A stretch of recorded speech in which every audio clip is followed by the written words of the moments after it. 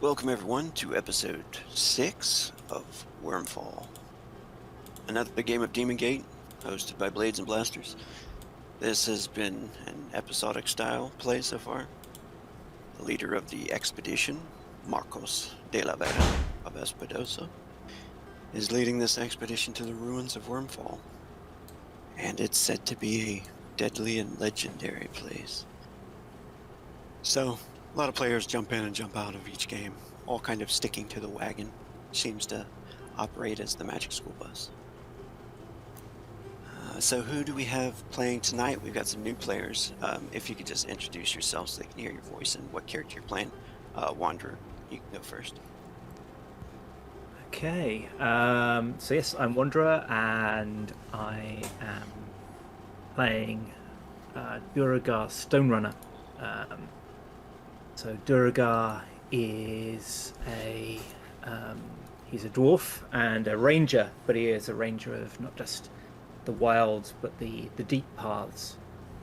And Duragar speaks a little like this. That's me. Awesome. And Prankster. Hey everybody, I am Prankster, and I am playing Humdahar, who is a Cthulhu demon hunter, clinging to life at this moment. And I really like to kill demons. Seriously, just don't tolerate them. Awesome. And Bees. Hi, I'm the Bees. I'm new to this campaign. I'm playing Shuthar Offbog. He is a Sharfeen or lizard folk type character. He'll be new to the party. You'll get to meet him in a little bit, but he's, as far as class goes, he's a warrior. He'll be fun. You'll meet him in a little bit. And Jester. Hi everyone, Jester here. I'm going to be playing Gun Ra Tet.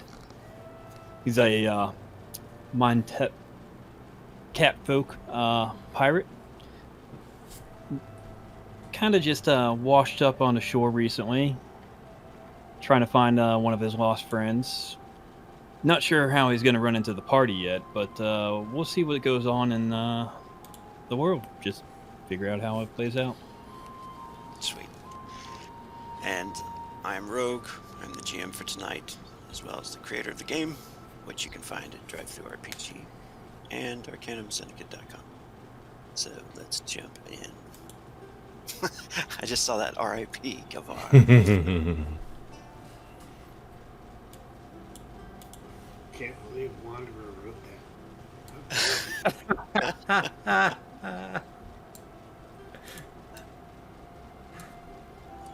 Let's see here. Nice. You guys got vision? Mm-hmm. Yep.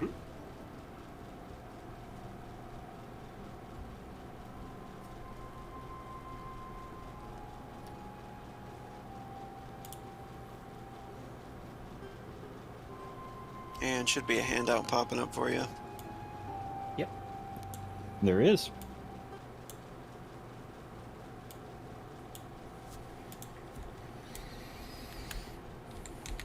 Last time on Wyrmfall, the group had to make a quick exit from the Skog village of Gramdarak as the Order arrived in search of Marcos de la Vera. The Elven Inquisitor Sadia and the warrior Gracchus seemed to run a diversion on their brethren to give the group a head start in their escape. They figured it payment for hunting down the Galu, the Geist that leeched off of the village for many years. They had killed the beast. With the help of their scout and demon hunter, they located the Galu 2 days away from the village on the plains. It was a dwelling, an old shrine, and it was guarded by 2 Oni. The group dispatched them, yet lost one of their own, the brave Skog warrior Gavar. He had died with honor, and they were able to send the Galu back to the 9 Hells. In doing so, they met an interesting Mentep that the Oni and the Galu were about to eat, a bard named Kalamir. The expedition still stands at the site of the Dragon Shrine. It had been built in the maw of a long-dead beast. The bone had petrified over the millennia, and the very land around the skull seemed unnerving, as if the presence of the shrine has corrupted the earth itself. Old banners billow in the wind, bearing strange markings, and the howl of the wind can be heard, echoing into a cave mouth that descends into darkness. Something is down there, but is there time to investigate the matter? In the meantime, as they ponder this, 2 new characters make their way through the snow, tracking down the 2 Oni that had kidnapped their companion, Kalamir. And the Oni had certainly passed this way. So you 2 are currently, you've left Paktal, I would say about 2 days ago, and you've been on the plains, kind of tracking this Oni through the plains. It's been pretty easy to follow their footprints. I mean, they're like ogres, you know, so they leave some deep prints, and the snow has been falling.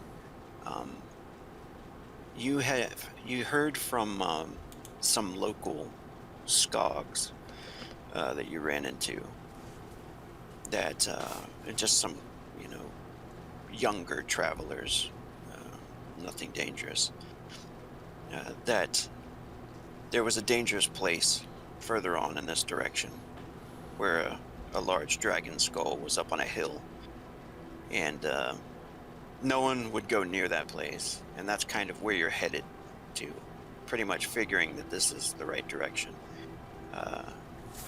So you 2 are walking together, and through the light snow, the scene looks pretty much like this. The land, dark skies.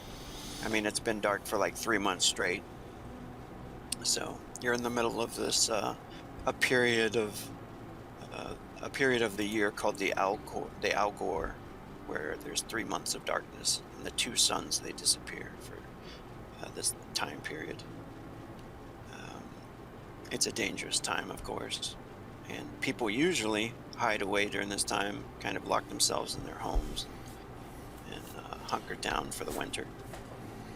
But not so for you 2.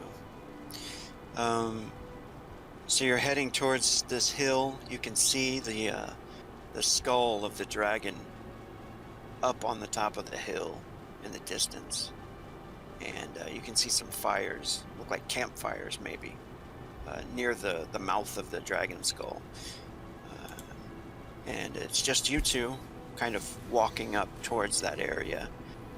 So you guys could go ahead and tell us a little bit about your characters if you want, or do a little bit of RP as you're walking up there.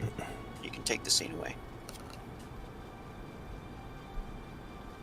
All right, I'll start it off.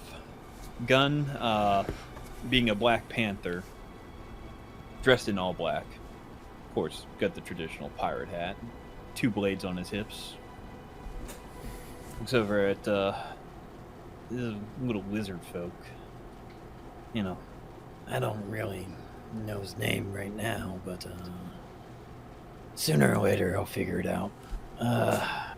Why in the world does it have to be so cold in these lands? It is this time of year. The lizard folk returns. He's not little. He's almost 7 feet tall. His name is Shuthar. Shuthar wears bone armor. It's actually I saw that was like the first kind of armor you can kind of buy for cheap, but it's also just happens to be how his people often will dress themselves. So he has bone pauldrons on his shoulders, and he wears like a necklace, and his wrists, there's just bones all around him. And what's this time of year called again? It's this the winter. What do you call it? The Al Gore. Yeah, that's right. Inconvenient truth this winter. He says, this is the Al Gore. It is that time of year. There is no reason to be out here. We must find your friends and get back to shelter. Well, I do see some fires above the hill. Do you think we should approach it, or do you want me to take a closer look? This is very curious. I will load up my. He has an arm bow that is also very characteristic of his people. His hand bow that he wields, a light made out of like twigs, kind of struck to his arm. He says, "You may proceed ahead. I will guard from behind." I don't know about you with that thing. Aren't those things wildly unreliable? Not in the proper hands. You are lucky. You are lucky I found you. I will keep you safe. I don't know about this, but all right. Just hang back. I'm gonna, do my thing, sneak up there, and try to figure out what's going on. If anything, I'm gonna try to get close to that fire. It's too cold out here for me. So, Gunn will try to stick to as many shadows and crags as he can, approaching this skull. Maybe approaching from the backside behind some of the tattered tapestries, looking into the camp, trying to see if he can't notice or see his friend. All right. Could you give me, at this point right now, you're pretty far in the distance, so, and sneaking up, just a concealment check will work. So if you can click on your token and then your skills button, the skills tab, and then you'll find concealment there.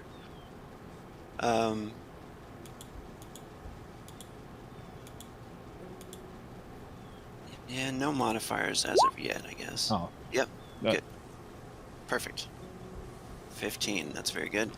And everybody from the group, you can do perception checks. And you guys can pretty much let me know what you guys are doing up at the camp there. We can say, did you do a funeral pyre for, what was his name? That's terrible. R.I.P. Wow, he's Gone but not gone, forgotten. Got him already. Gavar. We didn't forget about you, Gavar. Did you guys do a We funeral didn't forget pyre? you, thingy. Yes, I think so.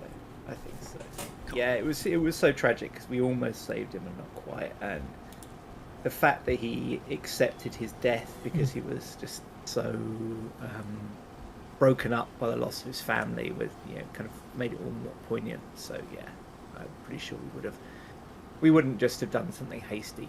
It would have wanted to kind of commemorate him. And I know I explained Marcos as being like always kind of nervously in a hurry too, but he's not going to dare argue the fact about giving him a proper ritual. Yeah. But you can see it on his face. Marcos is like nervous about getting out of there. He can read the room. Yeah. Oh man, Hamnahar pulling out a 16 perception. With his good eye. Yeah, right. Either it's your senses, those 6 tongues you have, tasting something on the air, or whatever you would like to describe it. You do notice someone is coming. Duragar, you can roll as well if you like to. Okay, thanks.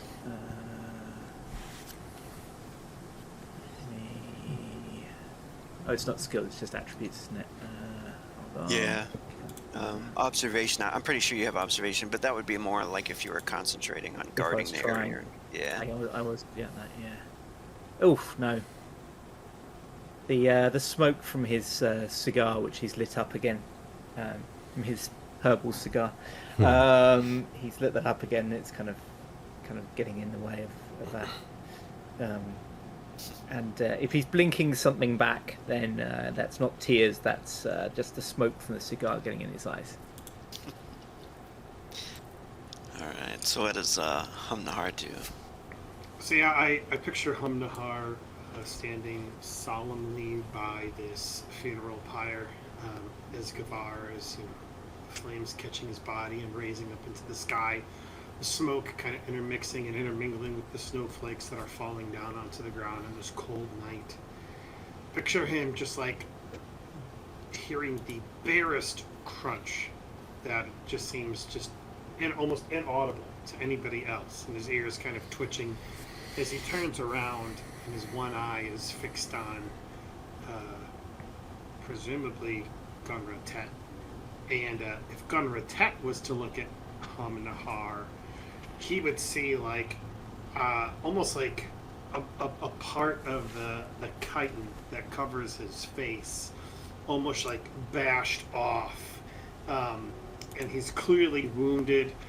Blood is kind of everywhere, just all over the place.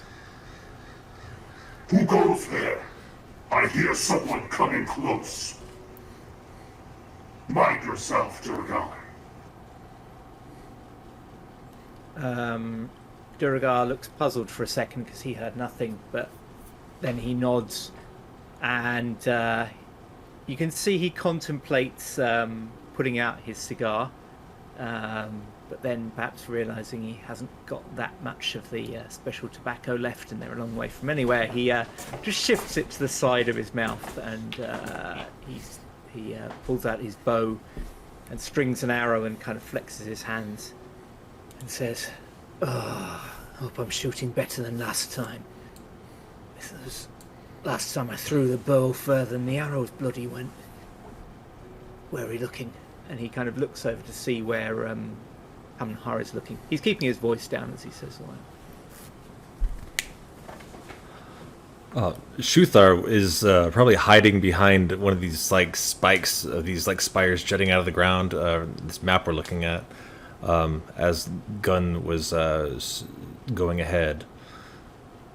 But upon hearing Humnahar saying "Who's there?" at this big spooky voice, Shuthar will jump out and say, "Careful, cat person! We mean you no harm. We search for missing person. Missing cat person." He says, "I will keep you safe." Who is it? What is the name of the person you're looking for? I don't know. What is the name of your friend? Kalanamar. I Kalamar. Yeah, Calamar.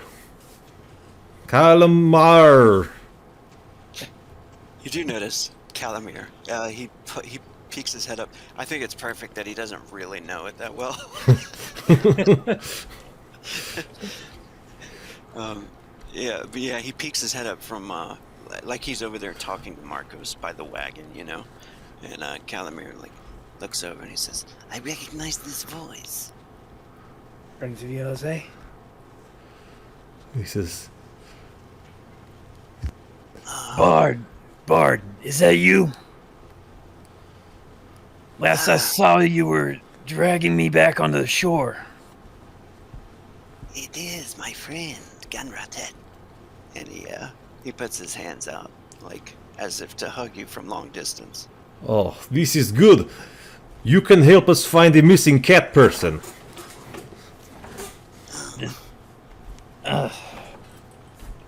Alright. This is the person we came looking for. This is good. This is good. Yes, this is good. Do you understand? I think, presuming I hear some of this kind of interaction between all of them, I think Humnahar untenses a little bit and nods towards Calamir as if to ask if these guys are cool.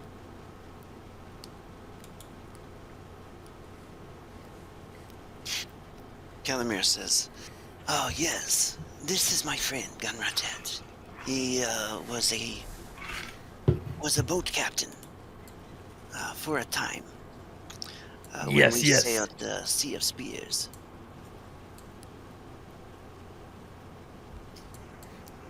Well, welcome, friend. We have saved your friend, here, Calamir, from an evil geist. Presumably to eat him. Oh, this is fortunate. You save this cat person, I save this cat person. I am glad we are all heroes. When did you save me? You were very vulnerable. You needed my help. I needed your guidance. These lands are not known to me. There's a difference between guidance and saving. You are welcome.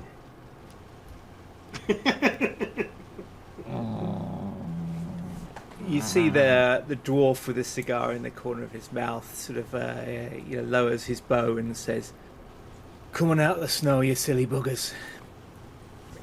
Have your argument in warmth. Sadly, the warmth is a funeral pyre, but these are dark days." Just then, Gun does a leap from his hiding spot, midair, flipping, kind of like an acrobatics flip, and landing on his feet. This is good. We have warmth here. We are out of the cold. We have good friends. Friends, why don't you go greet them first? I'm gonna hang back and make sure my blades are polished. Yeah. Very well. I am Shuthar Offbog. I live in water. I live in warmth. This is not comfortable place for me. Shooter, welcome. What is your name? I am Humnahar. I kill Hilmiar. demons. Demons are bad. Then it sounds like we are on the same team. Yes, Who's yes. your friend back there in the hat? I'm sorry? Can you say that Who's again? your friend back there in the hat? Oh, this is cat person I rescued from water. He needed help, and I rescued him. He seems like good man.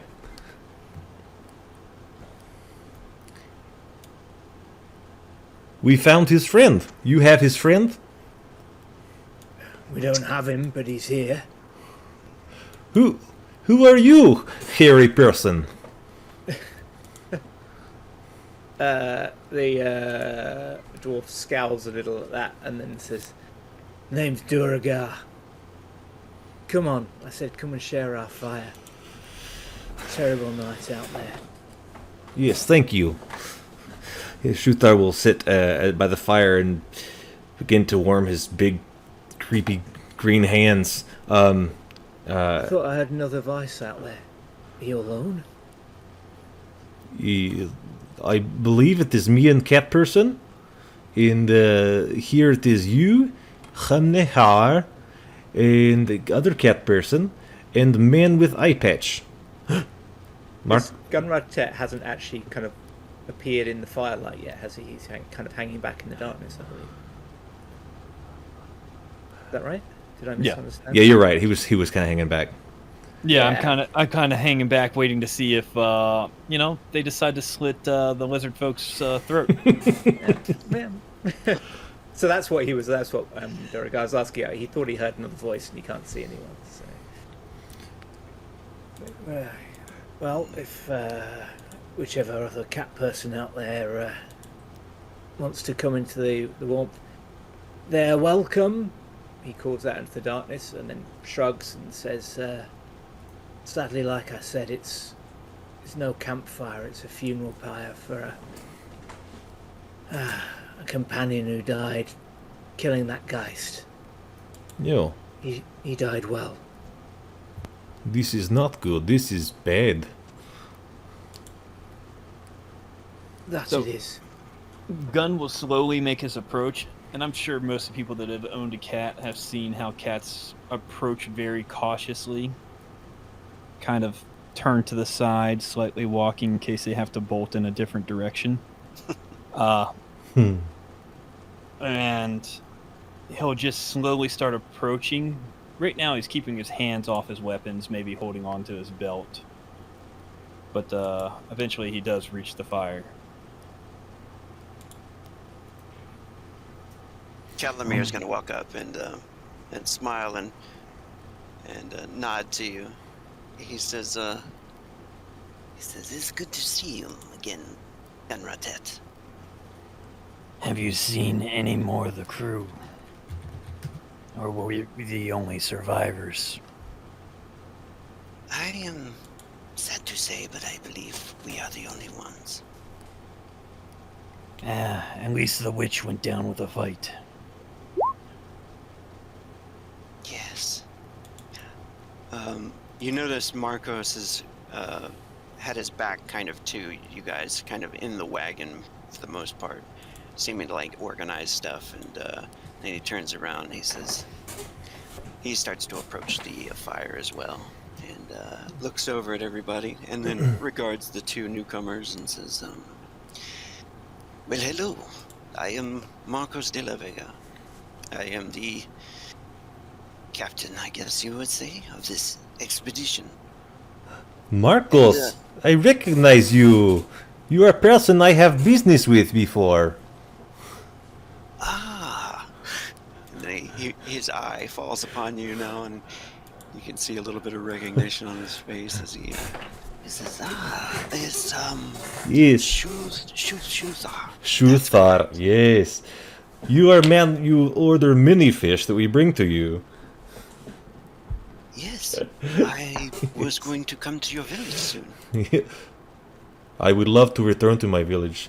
Get down to my home and stay warm. We are in a bit of a hurry, and we will need passage through the swamps of Haktal to the coast, where I will meet a captain, and we will board the ship to Wyrmfall. We are on an expedition. You are free to join up with us if you like. You said you need a captain? Oh, I am sorry. We are meeting a captain, but What kind of ship does he happen to sail? It is a dwarven ship, a Bardinger. Captain Hillock, I believe his name was. Interesting. Perhaps you know him. He is a good captain too. Well, he used to be until he crashed his ship. I didn't crash the ship. The slavers sunk it. I'm gonna say that with that roll there, that Gunratet, you know a Captain Hillock, and maybe you have bad blood with him or something. It's up to you. But this could be an interesting kind of turn of events. I know the ship at which this captain sails. I've seen it many times. This is good. We can all be friends together. Friends. Sure. Duragar from he's a little away from you guys, but not so far he can't hear a normal conversation. Kind of raises his voice slightly so it can be heard, and says, "Something we should know about this fella." What fellow? The captain. There was a tone in your voice just then. You said, "Old friends." I mean, if I was imagining it, I'd take it back, but it sounded like that to me. Let's just say me and Captain Hillock don't see eye to eye on how the sea should be sailed.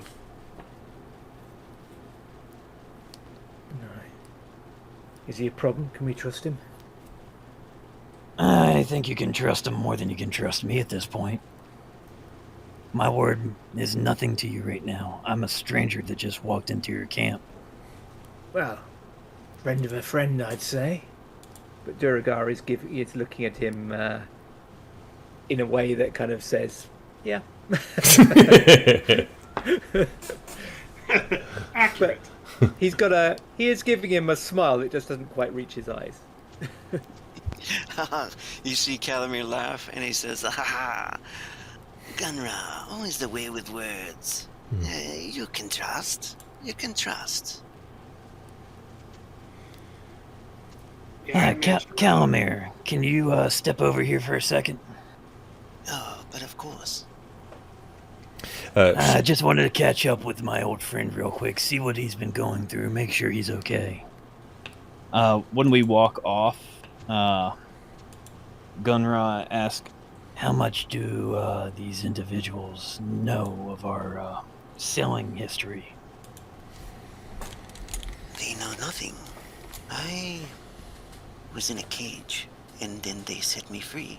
The one over there with the bone skin. Hamnahar. That's what they call him. He set me free, and I was afraid this big monster was going to eat us, so I began to run. But then they defeated him. Like great heroes. They fight well. So maybe I stay, you know? It's a decent plan, but let's keep it to ourselves at which color of flag we sail. Oh, yes, indeed. Good thinking. The dumb lizard one thinks I was a naval captain. Oh, yes. And then he salutes you. And he says, good. As as the catfolk are talking off, Shuthar is happily opening his bag and sharing some like salted fish, kind of like dried out fish that he could actually share some with the rest of the party, just a little bit that he has in his bag. He's happy to share. It's kind of you. And Duragar takes a very small piece. He's really kind of splitting his attention between looking at the fire and kind of lowering his head, but also keeping a little bit of an eye on the two catfolk. He can't hear what they're saying, but he's aware they're having a private conversation, and he's more and more aware that he doesn't really know either of them that well, so he's keeping a little bit of an eye. "Oh, so then you would have seen him salute, right?"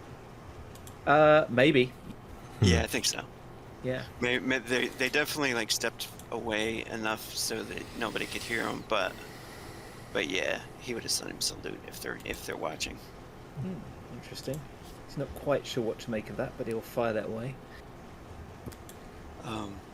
Marcos, in the meantime, as you share some of the salted fish, he smiles, and he'll definitely take a little bit and eat some, and then he says, I was checking the provisions, and they are running low.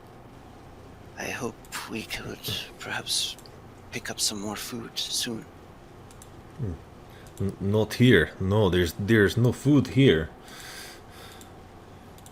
You said we go back to my home? Yes, 2 days, I believe, from the maps that I navigate. 2 more days to your village, I believe. I can find food there, but this is all I bring. It is okay. And I Duragar will... appreciate the dried fish. Thank you. You're welcome. Yeah, and Duragar will say, "Thank you for sharing what you have. It's companionable of you." Well, I had trouble with that. You don't have mastery of language like I do. If it was anything like last week, he doesn't have mastery of archery anymore.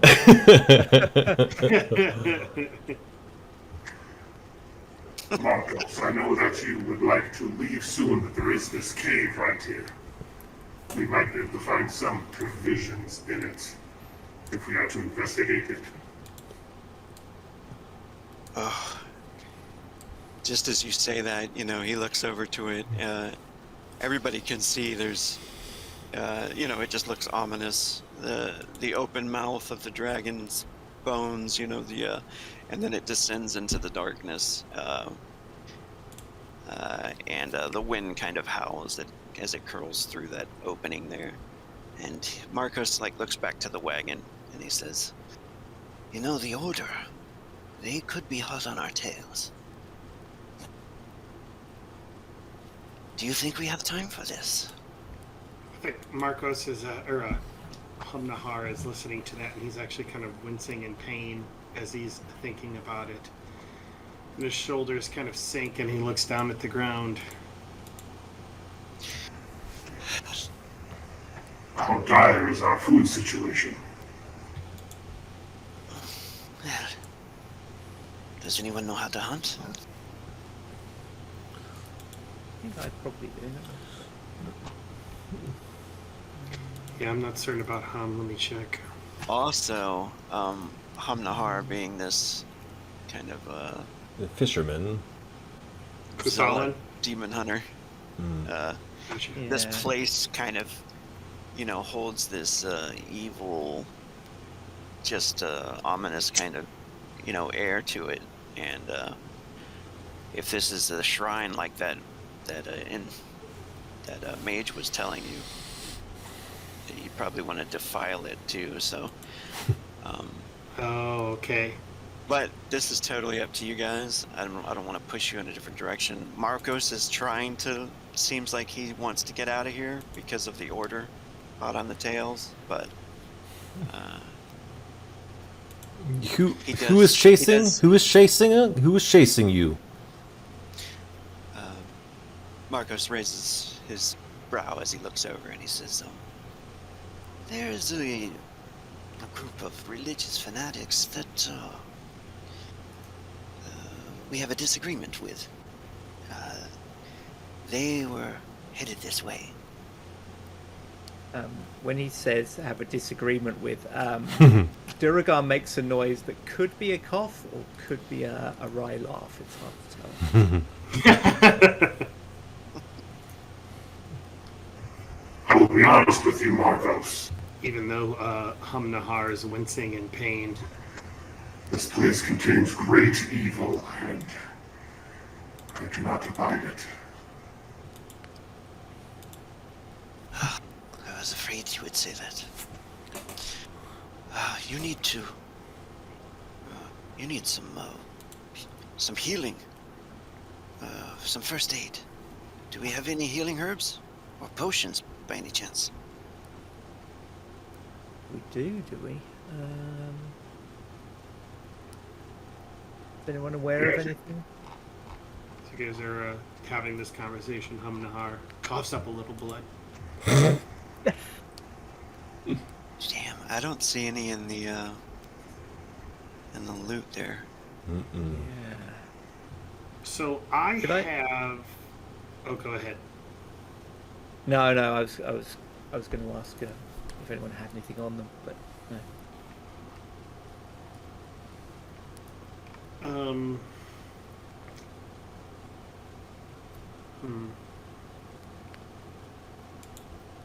Plant lore skills. Alchemy. You do have alchemy, right? I just unlocked alchemy. Which probably means you don't know any formulas yet. Yeah, I believe at this point that is correct. Unless it comes with like basic formulas or something.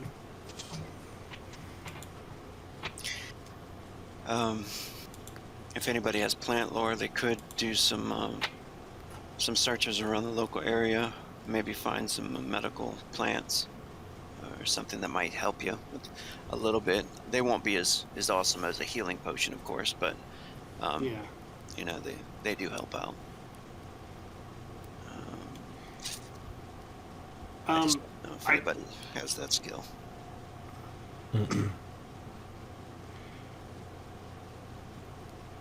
Yeah, I don't.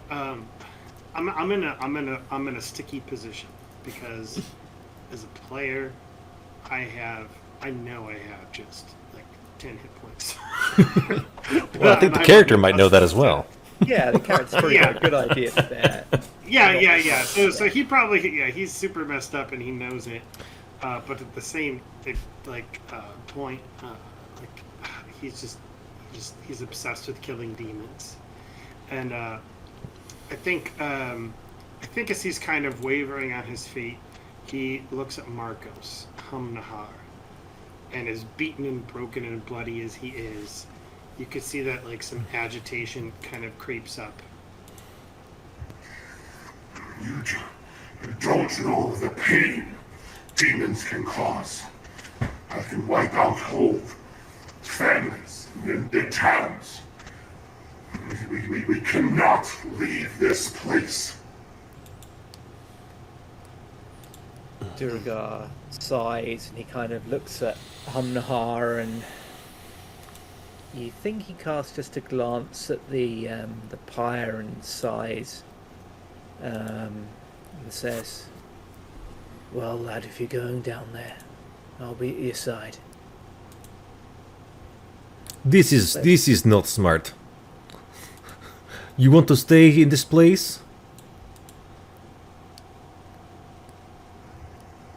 I want to obliterate the evil taint that is down there. I mean, we've been here a while and nothing's come up. I mean, maybe it's abandoned. Maybe we'll go down there. There's not much down there. It'll make Nahar happy. We could find some supplies somewhere out the wind for a minute for him to just take a quick rest. Might be alright. Might not be full of demons and their minions. I could hide the wagon perhaps on the other side of the hill, I suppose, and hope for the best. Worth a try. Guns walks up with his friend and I'm sorry. Did we miss anything here? This man wants to die here. Oh, this man wants to clear out whatever lies beneath, and he points at this dark moor. It is a sort of cave entrance or something here. Says, we don't know what's down there. Maybe nothing, maybe great danger. But, well, he's, let's say he's a man on a mission. Instead of going down in there, have you any explosives that you could just collapse the cave with? No, don't have anything like that.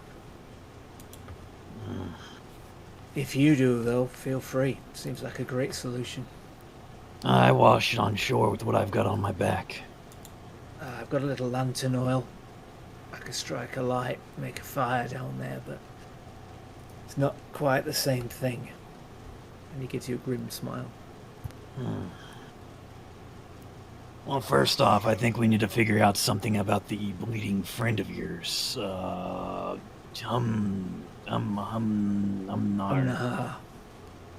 Aye. Do you guys have anything that can help him? Any bandages, any, wacky tobacco, anything?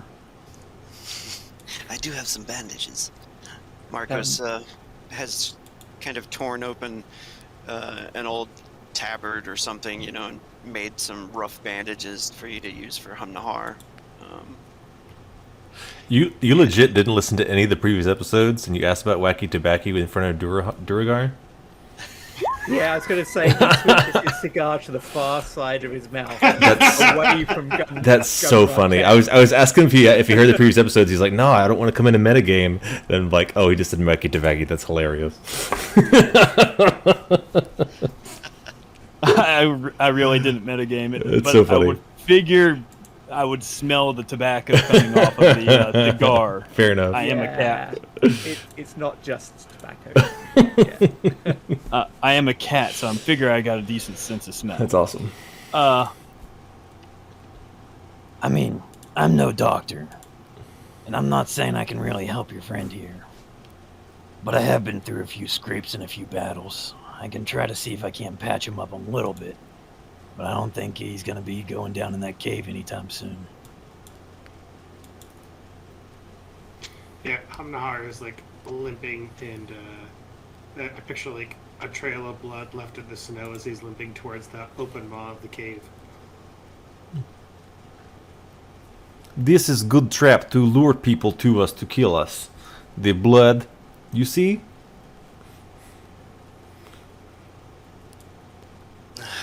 Yeah, Marcos looks at all of you as he looks towards Hamnahar, and he says, "He is quite vigilant, but it is one of the reasons I hired him on the expedition. Oh, I did not mention, there is a sign-on bonus as well. If you wish to join up with us, I will pay you in coin." And he hands the binding or the bandages to Gunratet and says, "Hopefully you can keep him alive." These seem a little dirty.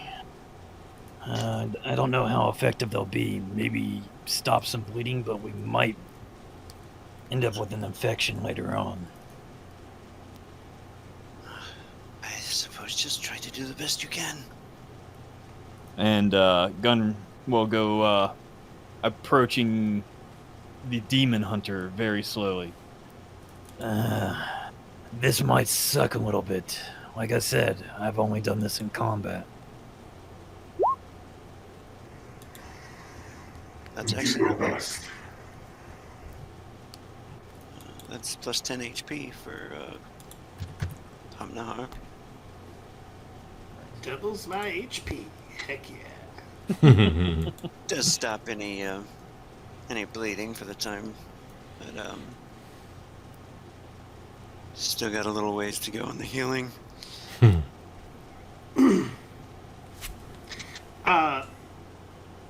So Chris had an idea, but I don't know if Hamnahar would have that idea. How do I reconcile that? Or how could I reconcile that? You can make an intelligence check if you wanna. If it like makes you feel better that you're thinking Hamnahar might not have the idea. I would do like an intelligence check or something, and you can decide. Okay, so I'll roll a d8.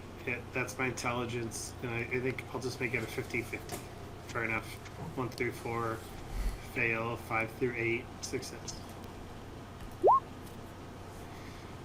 Okay. Nice. So, sweet. Alright, so Hamnahar stops before I'm going to say he has this epiphany as Gunra is working on him. What was the name of the paladin lady that we helped? Or was she a Templar, I think? Yeah, she was an Inquisitor, Sadia. Mm-hmm. Sadia. Alright, so as he looks towards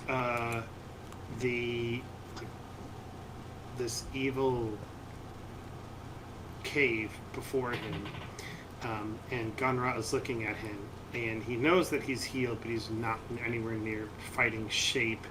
He kind of like sighs, looks back at the group, and Perhaps, as Marcos said, if the Order is coming here, they can finish what we began.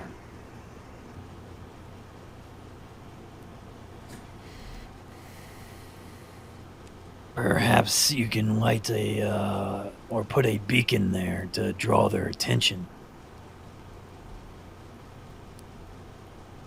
Something a little bit more... You said they're chasing you down, correct? Yes. Perhaps like a funeral pyre on fire on the top of a small hill and mountain. This is how we found you. There was a fire up here, and we came to you. I was more thinking perhaps you could put an item or something at the mouth of the cave to lure them inside. Something one of them might know is yours.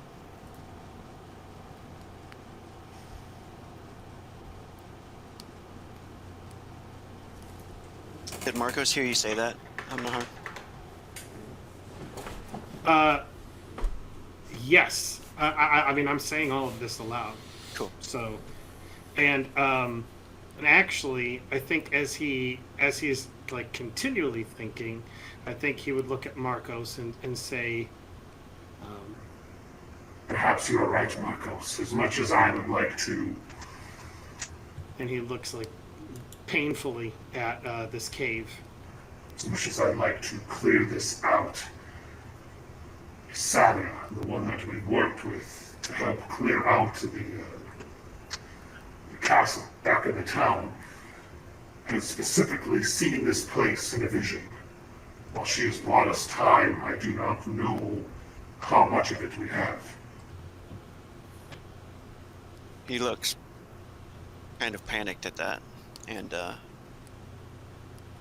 then he starts to immediately scan the horizon. He's like, they could be here at any minute. If you wish to stay here, I think I should leave immediately. We shouldn't get separated in this snow. It's all too easy to lose each other. Seen it happen. I have an idea. If you wish to stay, maybe I head to the village, and you meet me there when you are finished with this crazy quest. Shuthar knows the way to his own village. Yes, I will protect you.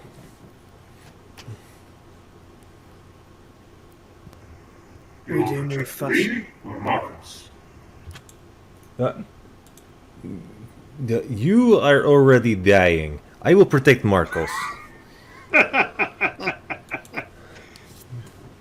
I'm more interested in seeing the ice glaive. Ice glaive. Is that something that makes? Is that familiar to me? Is that The ice glaive would be Captain Hillock's ship. Okay. So yeah. Duragar, you heard him say the Bardinger. It was it a dwarven Bardinger? The ship was. You know of that make and everything in this game, this setting. The dwarves are really good at making ships and stuff. So, well, the Right. ones of the north, the high dwarfs. So, you're probably a high dwarf, I would guess. Can't remember. I think I am. Yeah. Yes, I am. Yeah. Okay. So. Yeah. Oh, go ahead. I'm sorry. I was just gonna ask if Nahar could like go to maybe like the entrance of the cave where there's kind of like a rock wall. I have chalk, and I'd like to draw a symbol of the order with a message that the Geist has been killed, and and just put like hyphen hum. Okay. Marking it, letting her know. And then maybe put like ... but there's still work to be done in the cave. Okay. While he's doing that, actually, Duragar's going to come and stand next to him.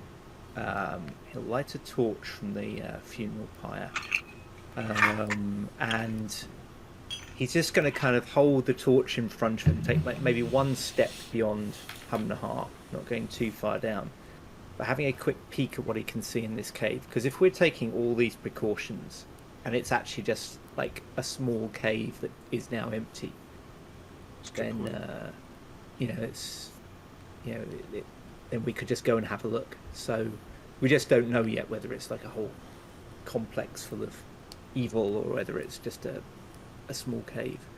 So he's going to see what he can see. He's not going to go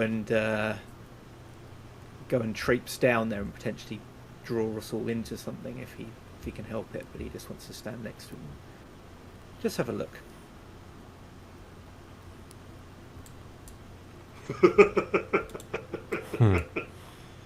You notice when you get over there Oh. that the entrance, it goes down kind of at an angle, and then you see it drops like a vertical, just fall.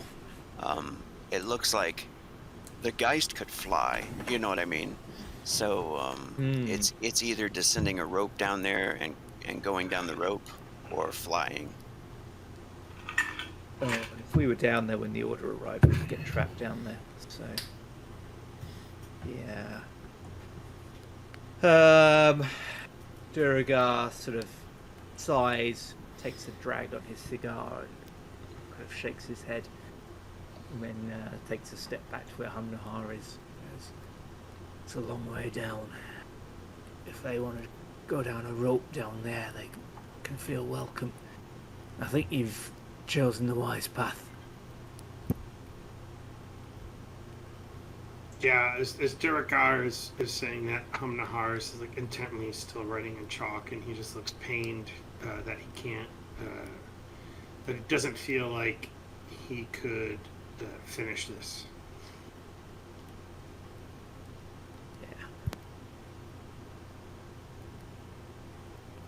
Yeah, so I presume like he finishes it in chalk, his message, puts it back into his pouch, takes a look for himself in the cave, kind of like shakes his head.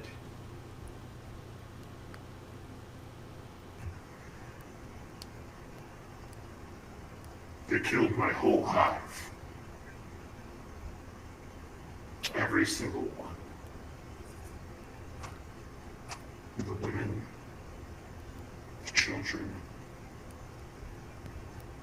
An overwhelming onslaught. I woke up. The pile of bodies. The body of my love. My parents. Separated from everything I knew.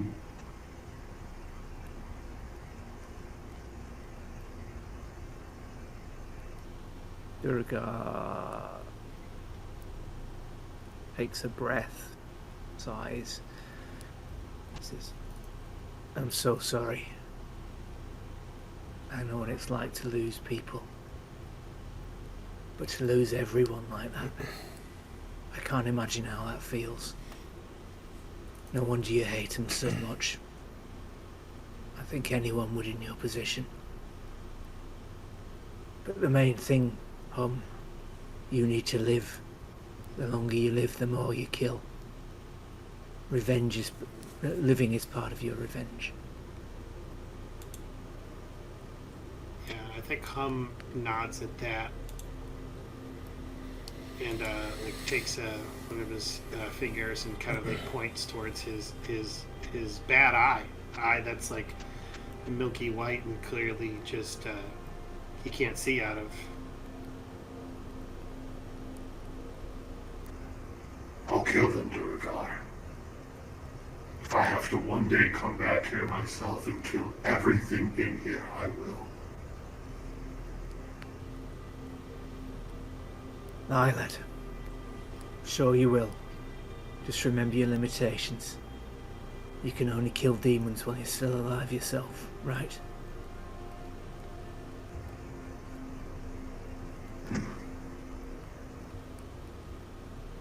And I think after kind of like taking one last longing glance down the cave, he makes his way out towards the entrance.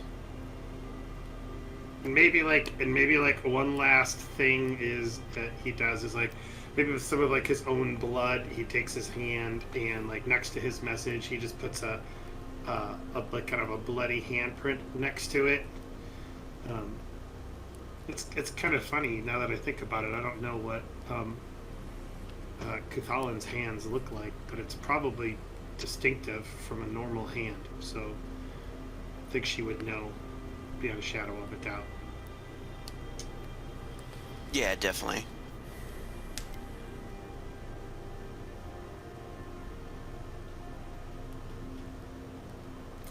Then I'll make my way back to the group. You notice Marcos comes running back up the slope, and he says, "We have no more time. We have to leave immediately." And you can look off in the distance, and you definitely see riders coming.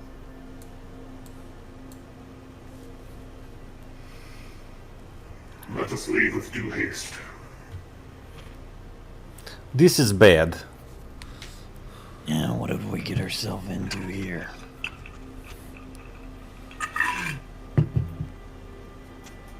And Duragar will kind of stow his gear in his pack, and he'll clap Humnahar on the back, not too hard, and say, "Come on, let's follow Marcos." Because Marcos is probably leaving by now. He's running towards the wagon. If anyone feels like staying to say hello to those buggers, then feel free, but I'm off. I am with you. I'm getting back to the ocean one way or another, so let's depart. Yes, I will protect you. Let's go. Yes, protect us. With that crossbow of yours.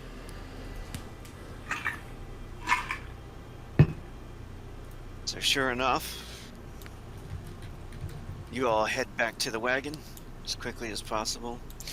The expedition is kind of larger than just one wagon, I would assume by now. You guys have taken some other, at least another wagon, but it is slower than just riders.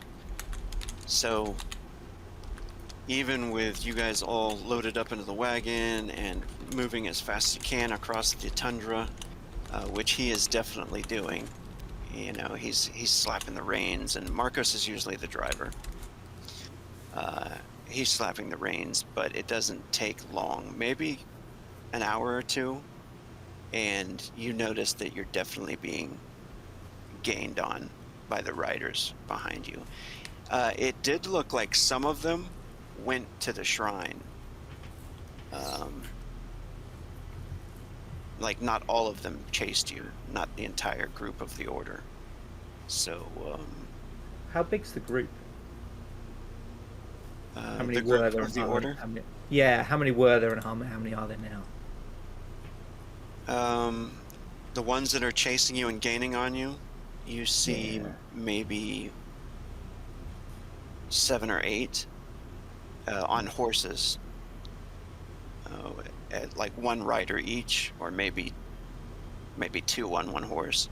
And then the other group, it's probably about the same number. And you can see, you have a spyglass, don't you? Oh yes, I do. I keep forgetting that. That's such a Great. clutch. It's a great Yeah. tool too. I would say when you bust that out, you notice Sadia and Gracchus and the other team that went to the shrine, and you can see her like arguing and shouting to the other groups, but those 7 or 8 are following the wagons this time. Like she's not able to stop them at all this time. You know what I mean? Yeah. Okay, so she tried. Okay. Yeah, so you see Duragar with the spyglass out and peering through the falling snow and the darkness. And he puts it away, carefully wipes the lens as he puts it back in an oilskin pouch, and sighs and says, "Well, Sadia did her best. There's still 7, maybe 8 riders on our tail. Unless anyone has a way to lose them, I suggest we try and ambush them." have an idea. Aye. Do any of you have some rope to bind my hands?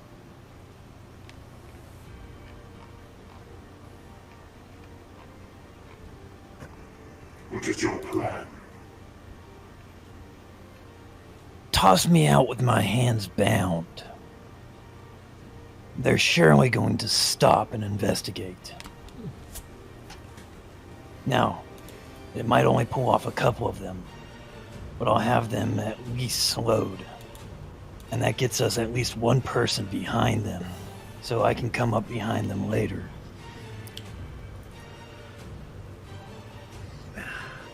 Seems risky, though. What if they take you prisoner and then threaten Hey. to kill you? Hey, I have no beef with these guys. They have no reason, besides the fact that I am bound in your wagon and tossed out. Aye, true. They'll think you, A captive. yeah, aye. They'll think you, they think us evil and you presumably an innocent victim. Just be careful, though. They leap to judgment quickly. And their judgment is harsh. Sadly, I have no rope. I was a tad short of money when I was last in town. Use And my you- belt. Use my belt and bind my hands. And he holds his hands together. Aye, very well. And Duragar does that, looking as he does at the others to see if anyone has any other ideas. But if not, he'll, Yeah, as Tell me you're a man of the sea, are you not? Say again. Tell me you are a man of the sea, are you not? Yes, I am. Then prepare to be boarded and defend your ship. I almost went down with my last one. You guys just pick up the pace. And after his hands are bound, he just kind of leaps off the back like he's been thrown out of it.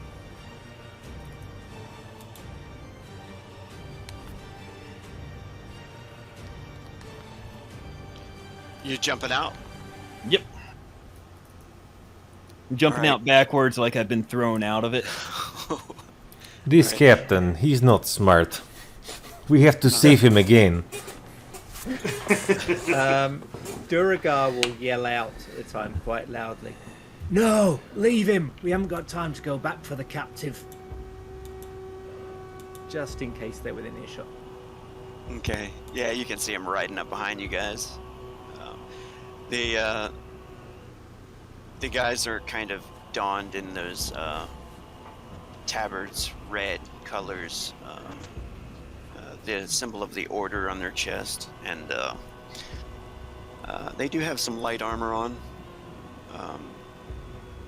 and they're all riding definitely like they have a purpose. Some of them have weapons out. I think it looks like they know who they're chasing. You know what I mean? Mm. If they get within range, I'm going to take a pot shot at that scout. If he's out the front and lightly armored, Duragar might take a pot shot at him. Because if they lose their scout, their ability to track us. Definitely. Let's roll an ish. Okay. No modifiers, They right? just can click on their token, and then they can go up and hit the initial button in there.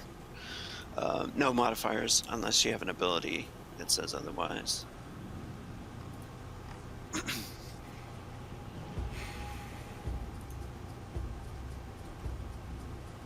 Chance to test out the combat here. sure. Sadly, well, it's good you have a lot of armor. Hamnahar's got that on his side. It's true. Not fighting a horrible demon. Yeah. Oh my gosh. This damn thing, it rolled the initiative for the horses as well. It's all that. See, my problem is I get too attached to my characters. I could just not care. The trick is, whenever you create a Demon Gate character, you plan what kind of death you want for them. And then you get disappointed when you die even worse. Yeah, yeah. Oh, I was gonna say something. Let me see something real quick before we do this.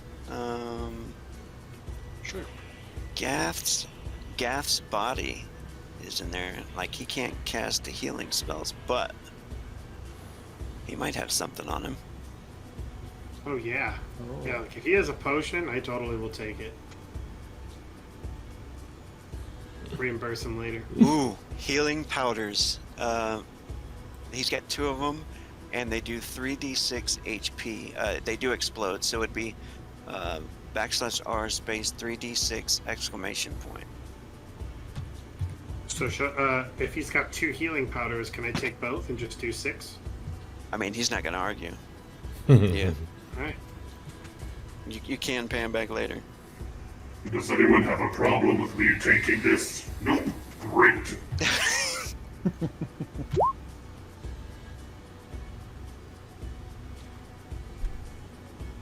Cool.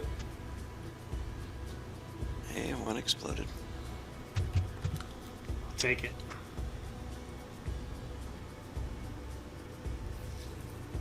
All right, 20 more HP.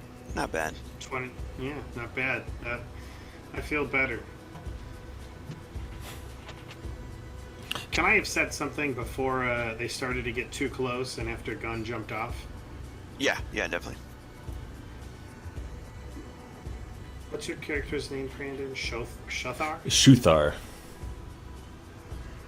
Shuthar, come to the back with me and hold on tight.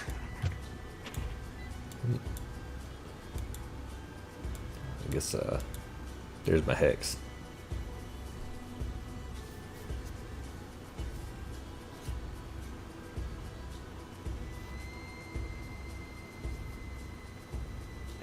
So, I guess basically we're doing initiative right after Gunra Ted falls off, yeah? I suppose that enacted the, combat. Alright. And do you actually have your hands tied behind your back? Lightly bound with my belt, which really isn't binding, but Okay. it's just For looks. yeah, for looks. Right. This crossbow man, he pulls off the crossbow off of his back, and he's finishing loading. That's it for him. Red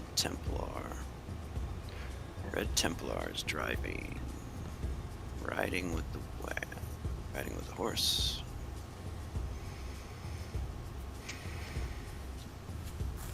Making a check.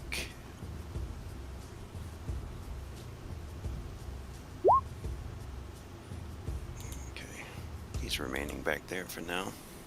Temple guard. He's trying to gain on you. Making a check.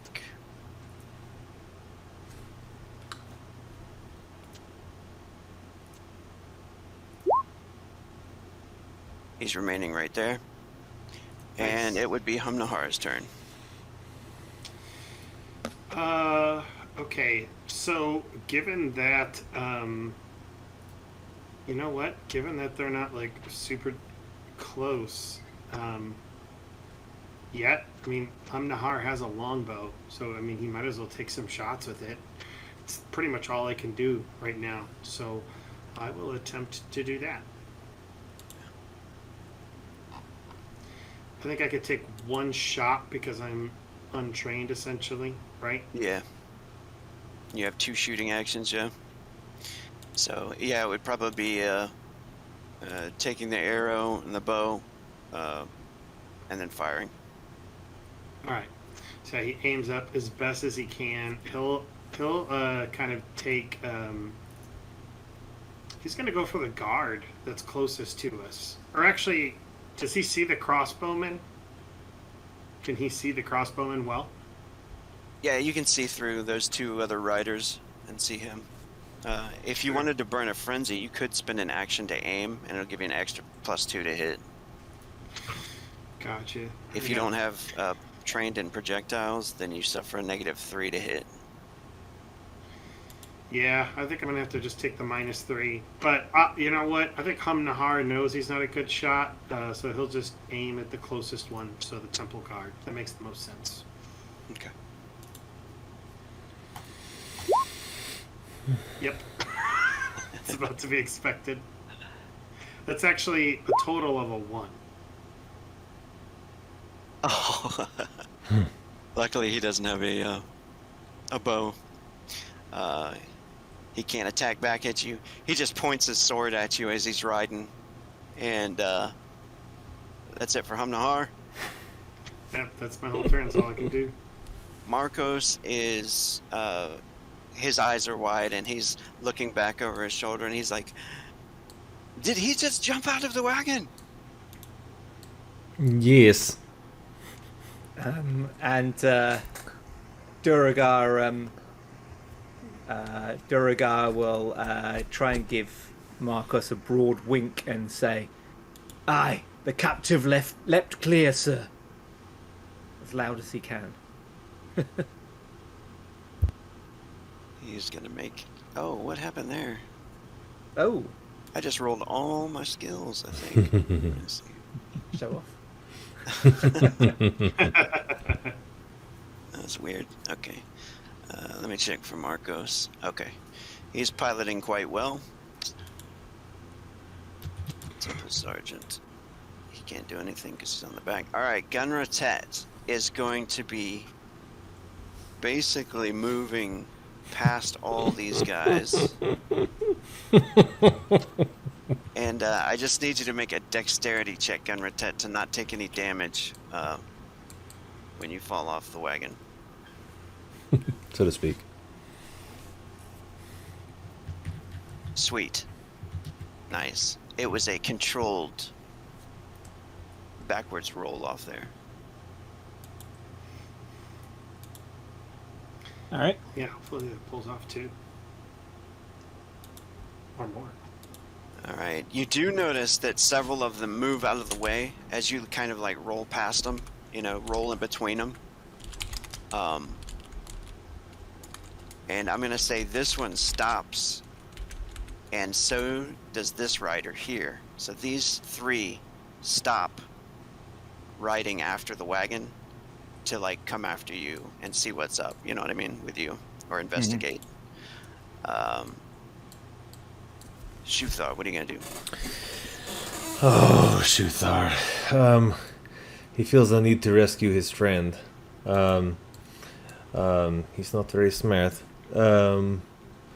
Now, I would have loaded up my bow. I didn't say that I would, but I think this thing takes like a whole like round to like load up, right?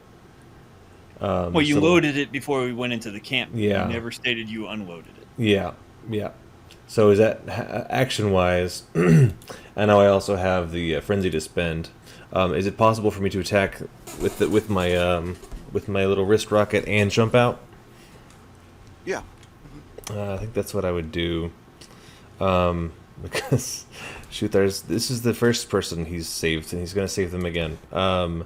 I suppose I would target the nearest person, the temple guard, I suppose, in the front. Okay. Because I will protect you by attacking this guy. Now, to roll my... Yeah, I'm definitely going to say you're loaded. So you can either spend an action to aim and then give you an extra +2 to hit, or you can just fire that and then jump off and then do some other action if you want to. Okay, so if I spend an action to aim, then I can't jump off, or I have to spend frenzy, or how does that work? You'll still be able to move. Movement doesn't affect your action points at all. Gotcha. You can actually use your action points as you're moving. Gotcha. So most characters have like a 3 movement or a 4 movement, and then they can run double. So that's like 6 hexes or 8 hexes. It's actually, your movement's listed next to your dexterity. And it'll say like 4/8 or 3/6. Basically, your walking movement and your running movement. Gotcha. I suppose I'm going to just fire my... I would like to aim. Sorry, use an action to aim and then fire my handbow at this temple guard. Okay. So handbow attack, modifier 1, 2. 2. Action 1, This would be 2 actions. 2 actions. Gotcha. Nice. And that's a hit. Nice. So for damage, did no modifier? No modifier. Gotcha. And then just click through it, yeah. Mm-hmm. Kind of a crappy roll. Mm-hmm. But, that looks like the arrow nicks him. Cool. So I aim and hit the temple guard a little bit, and then I say, "Oh, I will help you. I will keep you safe." And then I just jump off of the thing to go help the dumb cat guy. Cool, make a dex check. Target number's 8 for this, to not take any damage. Wow. Oh, that was a smooth roll off of there. Yeah. So I'm gonna say, once you hit the ground, you're gonna move 12 as well. Uh-huh. Whoa, actually, we'll just put you right behind the cat. All right. Fair enough. Kind of right between the horses as you, I guess, roll off or whatever you'd like to do. Because with the speed that you guys are all moving and the riders are moving, basically, yeah, it just leaves you guys behind really fast. Sure. And I realize I'm completely sabotaging your plan, but this is what's happening. To rescue you. Alright. Temple Scout. We've done a couple of chase scenes, and this is the second one actually that I've tried to do. And I'm still not following the chase rules that I normally do. Okay, this guy's actually gaining now.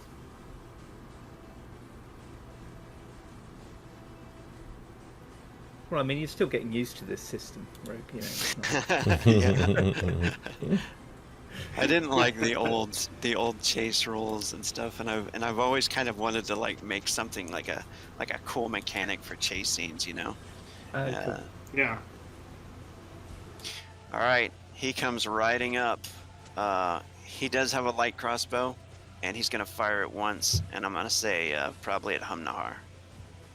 Makes sense.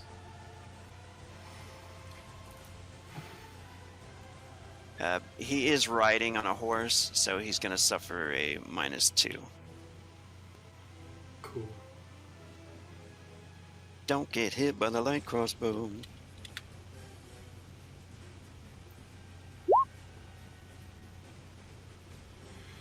Okay. 8. I mean, all I could probably really do is just dodge out of the way. So. Yeah, that makes sense. Nice. So the bolt flies Cool. past you, sticks into the wood next to you. All right, Duragar. Okay. Yeah. So yeah, Duragar. Can I get a good shot at the Temple Scout? Definitely. Okay. That's feels point blank, so I'll give it a good go at him. Yeah, give you an extra 2 modifier for being so close. Cool. Let's do short bow. Do you have Deadeye yet? Oh, I think I just got that. Hold on. Check. Nice. Because I would say you can definitely use that. Oh yes, I do now. Yeah, I got it like this level. Alright, so you yeah, wanna so I'll use do that? that. I will. Okay. Yeah. All right, and you have quick draw. So that'll be a 20. I do have quick draw. Yeah, so that'll be a 20 and 2 actions. Awesome. Thank you. All right. Oh, and also that is an armor piercing shot because I have armor piercing as well. Nice. Nice. So this is going to be power 4 or power 2. Power 2, yeah, and it will go through 10 of his armor. Excellent. Dude, that's awesome. He's concentrated in shooting attacks. And he's getting a little better. Last time was a rough one, wasn't it? That was, yeah. nice. Most impressive thing I did was my impressive misfire last time. But yeah, 22 and 10 of that's armor defeated. That hit was enough to like knock somebody down, so he has to make a dex check in order to stay on the horse, which is target number 4. Or he'll get knocked off the horse. Come on, come on, come on. Ooh, barely hangs on. Okay. So I've got how many shooting actions? So I've got 3 shooting actions. I've used 2. you So I can guess burn- it's 1 to reload, and I can burn a frenzy to do another, right? I think you have quick draw as well now, don't you? Oh, I do have quick draw. I think that just works. I suppose I already had an arrow knocked, Mhm. so It wouldn't have Yeah. counted.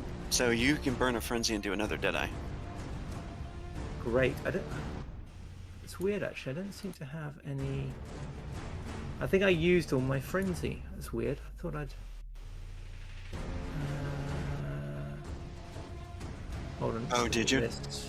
Frenzy. No, I've got one. So I'm going to spend that one now. Okay.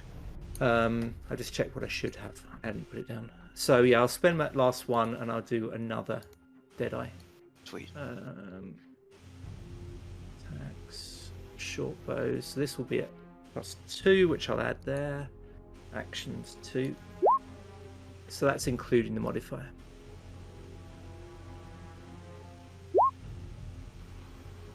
As a hit. Nice. Nice. So I get ×2 damage. He's got an armor on 3 on this one. And so 18, of which 10 is armor defeating.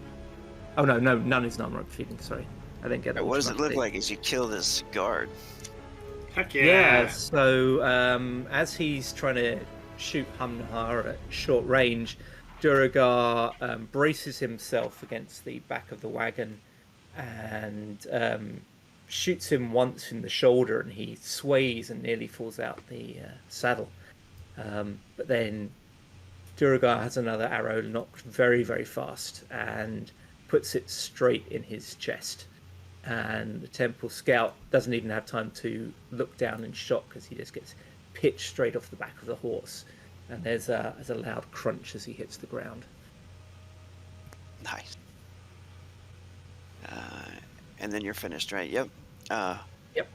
The Bronze Templar. He notices the Mentep rolling up, and he has his weapon out, which I think is a hammer, but he kind of pulls his horse to a halt there, and he stops right next to him, and he looks you over for a minute, and he says, "Are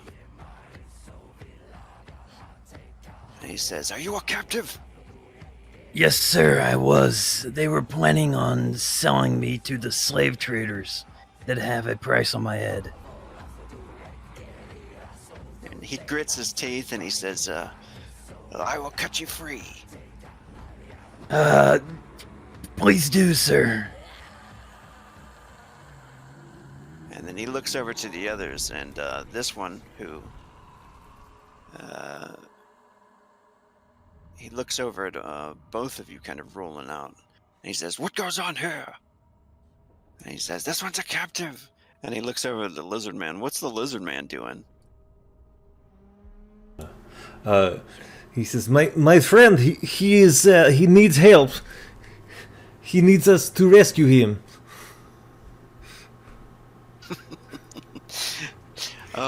Go ahead and because Sharfine are not really good at lying at all either. Go ahead and make a charisma check. Yeah, you believe I'm not very charismatic. Just a pure charisma, no modifier. I didn't lie. Nice. E. Alright, do you have any weapon in your hand? Oh, you did I shoot had at that. the I other had that guard. bow. Yeah, I did shoot a guard before I jumped out. Oh. Some recognition goes on his face. He points at you, and he shouts, Get that one! They seem to be believing Gunratet. The Templar here is about to cut him free. These two look like they're about to charge you down, Lizard Man. Awesome. The Blood Priest. Let's see what he's doing. See how well he's riding today. He's riding poorly. You chose poorly. So he's staying there. Crossbowman, how are you riding today?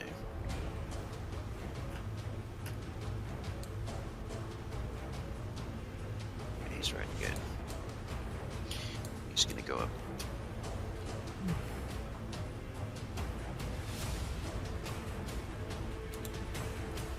About there. He is also taking a shot. Humnahar or Mark? Let's go at Humnahar. He just looks horrible back there, standing there with all his armor on. Fair.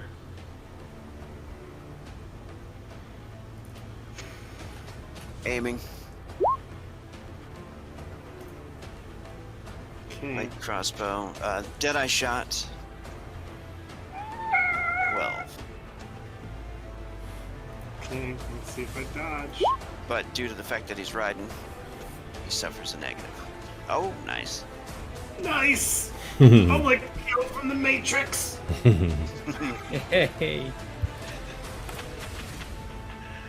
The horse turns. He starts to charge this way. The Red Templar.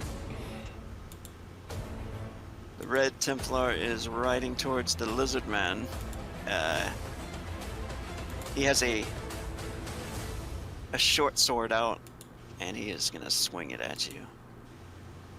This is a heavy attack coming at you. Oh, fun.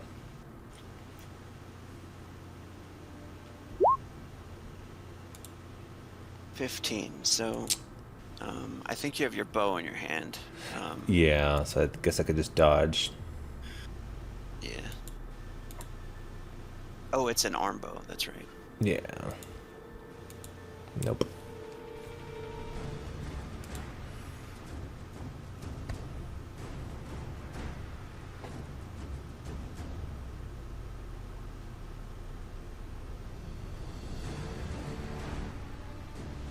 Damn.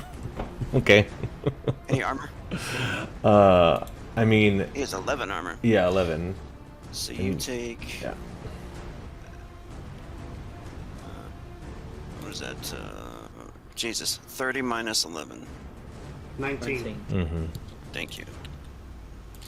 19 damage from your green bubble there. There you go. Oops. That is a nasty cut.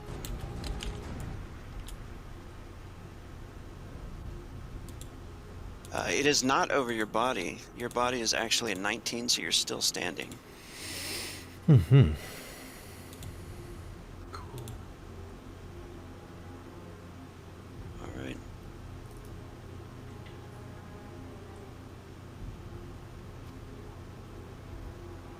I'm staying there. I'm Nahar. Marcos, what is so damned important about that scroll? It is necessary. Now that you have the information, can we just give it back? No, we need it. Durgar will chip in at this point and say, I don't think they stopped following us just because we gave it back. I think at this point, it's a bit late for that. So Humnahar wants, is there any, I think I asked this on our last chase, is there any, like, empty crate just from the provisions that we've used in the wagon? Make a percentile roll. I would say 30% chance, 35% chance that there might be an empty crate. Most of the stuff has something in it. Yeah, but nice. Nice. Okay, so Humnahar will instead kind of he's going to move to this the north, I guess, side of the wagon. Can't exactly put me there, but I kind of want to be on the edge. I don't know if that's on. Yeah. And he'll Duragar, focus on that crossbowman. I will ready for myself for the ones who come close. and what I'd like to do, if it's okay, is like I just picture him kind of like charging up his fist, readying a combo attack to strike out when the temple guard gets in range. Is that okay? Yeah. You want to hold your actions? Yeah, I'll hold my actions for when he moves in close and combo attacking. Okay. Perfect.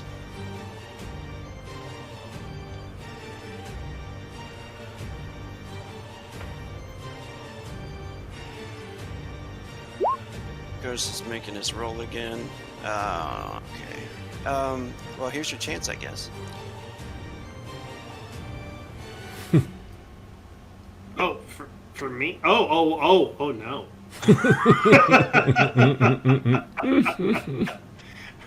You notice like a big bump, Yeah. lurch. The whole wagon kind of moves. This horse kind of runs off the side of the road, and you start to get closer to the enemies quickly. And I mean, you could unleash it now if you like. I'll put you one more hex closer, just because it's good.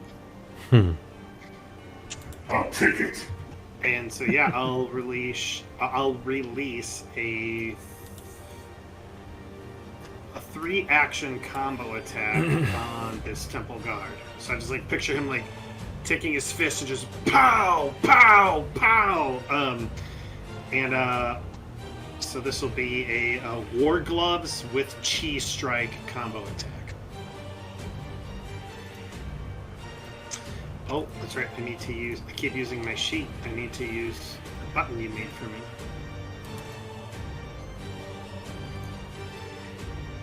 The macros are so nice. Yeah, So they for do. actions, do I put 3? Yes, Not bad. only 2 cheat. Nice. That's this one. Sorry.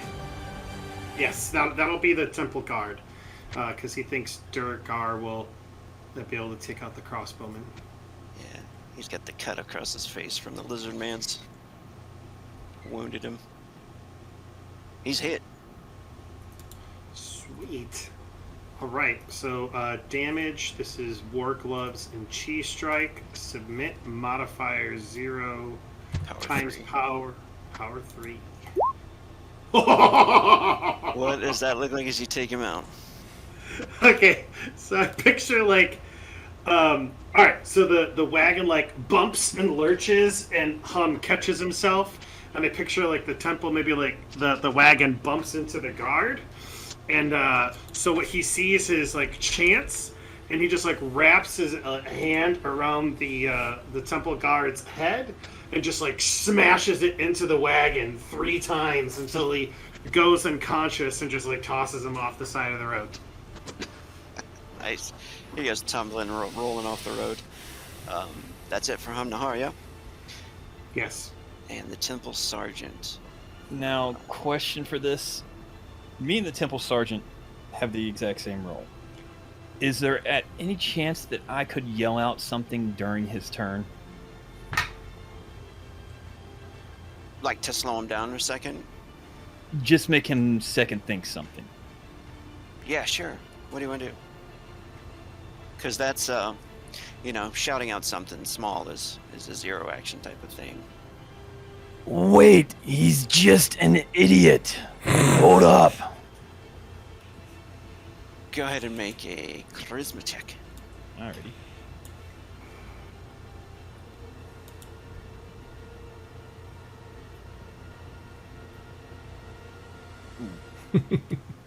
And I'm going to make a willpower check on this guy.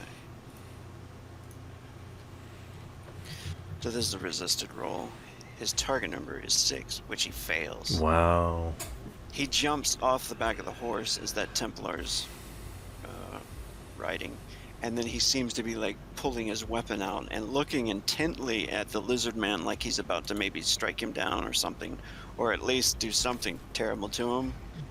When you shout to him, and he stops and looks at you, kind of a confused look on his face. And he says, "What are you saying, man? Is this one with you?"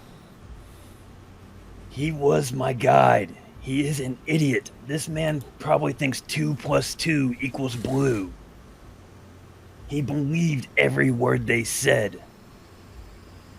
He thought they were taking me back to a ship. And at this point, he just looks confused. So does go ahead. Shuthar. Go ahead, Gunratet. It does successfully though keep him confused and make him lose his turn. So, Gunratet is going to smack ever so, gracefully and hard, but not enough to overly hurt the lizard man in the back of the head. Stop that! These people are here to rescue us. The other people were not friends. I might need to be a contested check with me. Yeah, I was thinking about that. Yeah. Like, you might actually be like, Yeah. what is going I've on? been so focused on protecting this guy that I could see believing him. Well, yeah, and everything he said was like Yeah. it was good. It was good. It's Mhm. a well manufactured lie. All right, so So I think maybe you Another- should do an intelligence check, or Or would it be another charisma versus willpower? Or yeah, that works too. Gunratet charisma versus Suthar's willpower,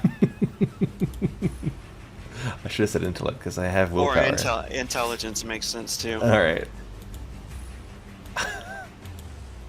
There you go. I think he's confused. Yeah. I'm not gonna hurt anyone this round.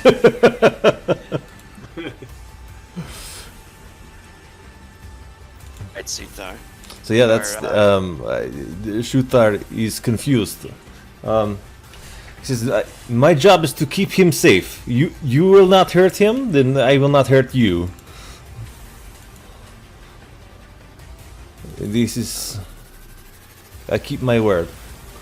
This one shouts to you.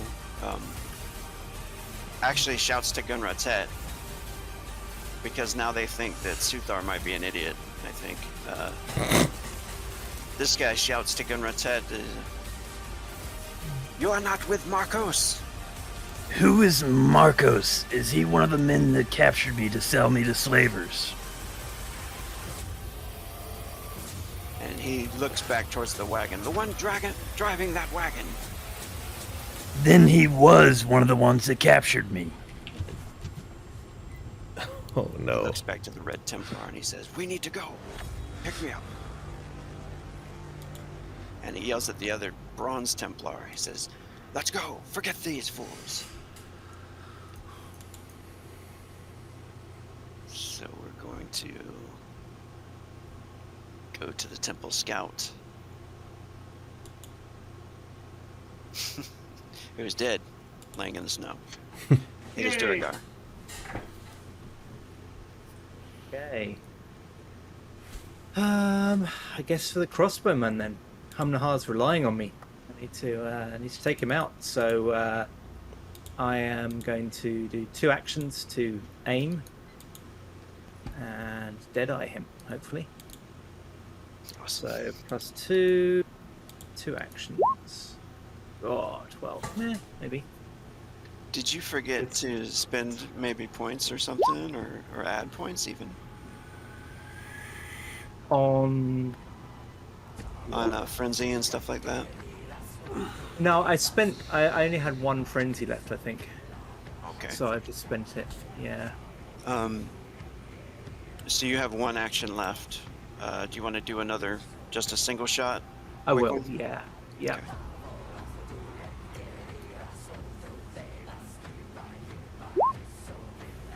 Okay, that one hit. Oh, sorry.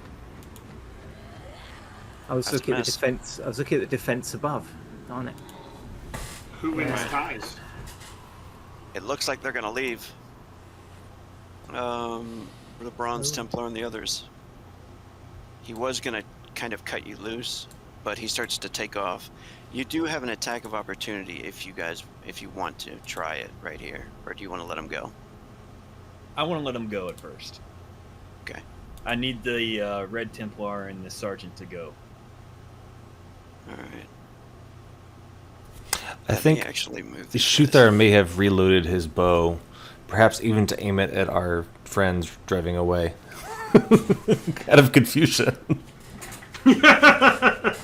That totally works. That totally works. That's fine. That's amazing. This kind of slowly, that's his whole action. It's, I guess this is what's happening now? All right. Blood priests.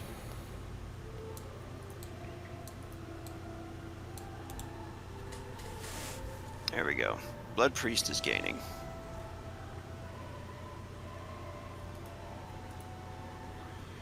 He's gonna ride up to the side of the wagon and he pulls out a pouch from his belt and he throws it at Humnahar. I don't like that.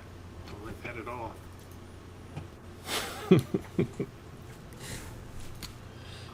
Oh, wait a minute. Actually, no. Sorry, he does not do that. For some reason, I was thinking he was the alchemist. Never mind. He has a mace. Okay. He is I'll going take to a mace. swing it at you. Swing First it time at in you. my life, a mace Heavy has attack. been better than a pouch.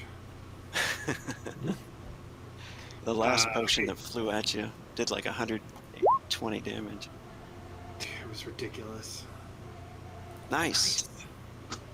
Barely misses you. No joke. Crossbowman. He has fired his crossbow, and crossbows take a long time to reload. He's going to try to jump onto the wagon. I kill it. Target number 5. He's on the wagon. Willow style right there. He pulls out a dagger, and he is going to try to burn a frenzy and heavy attack Duragar with the dagger.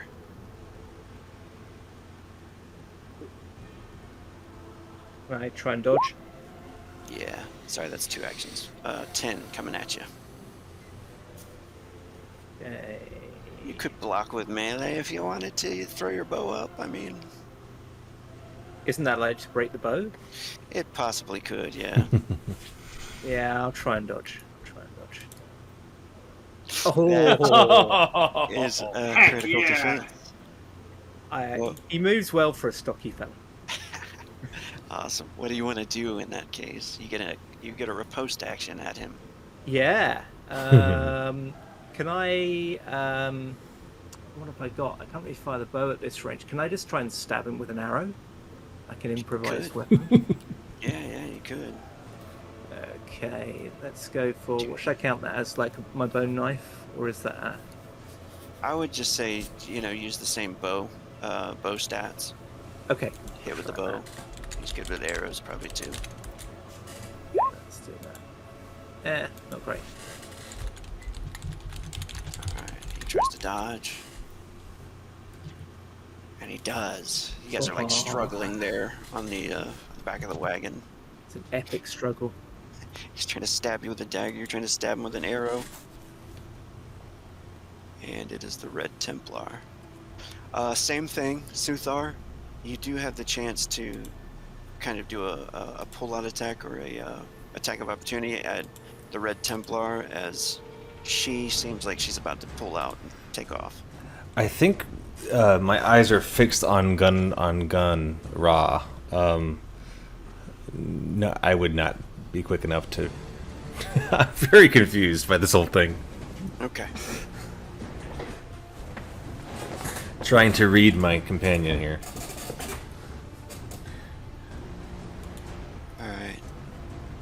I'm going to say that they move farther away. Now at this point, I think the wagon and the horses are a little bit further away from what this map is kind of showing you. You know what I mean? Mhm. But they're starting to ride off towards that direction.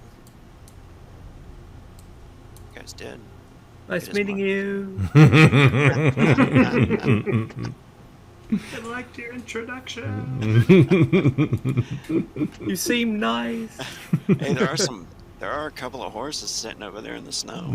That's what my plan was. Snag a horse and catch up. If I can't get to him.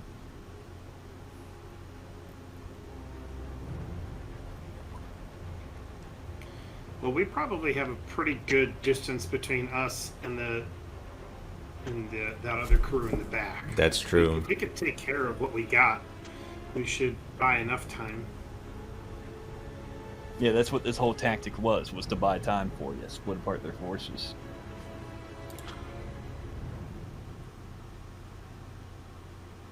And actually, the confusion helped.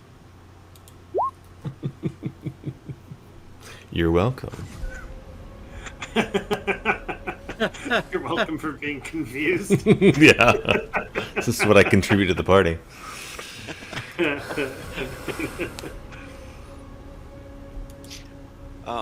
As you guys are riding, Marcos kind of like swerves the wagon and basically runs the blood priest off of the road. You notice right after he swung his mace at you, he like almost gets hit by the wagon wheel and kind of pulls his horse to the side and starts to stumble. He does drop his mace off into the snow. It is Hamnahar. Alright, so yeah, Hamnahar turns on this guy who's engaged with the crossbowman, I did not want to do this. and he's going to do a full combo attack on the crossbow. So it'll be 3 hits with War Gloves and Chi Strike. Jesus.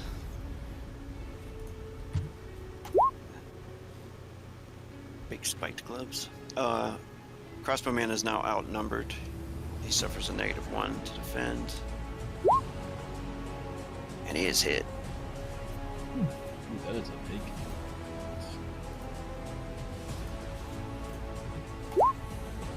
Ooh. Not super good damage.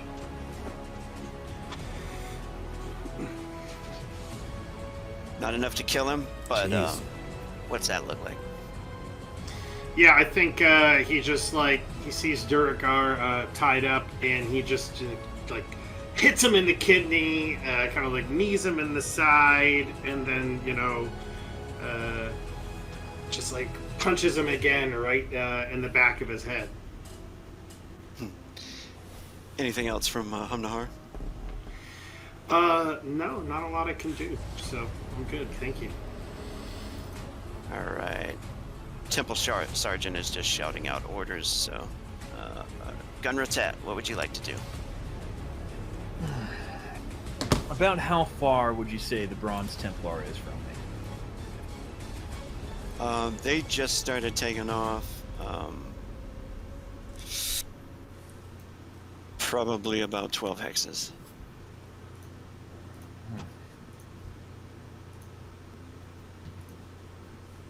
Because initially it kind of takes 12 hexes when a horse first starts taking off for the first round, and then they get up to 20 hexes the second round. With my ability to leap, I have Great Leap. With dexterity T equal to inches, they may leap their max running movement. How far would that be? Let me check your movement real quick.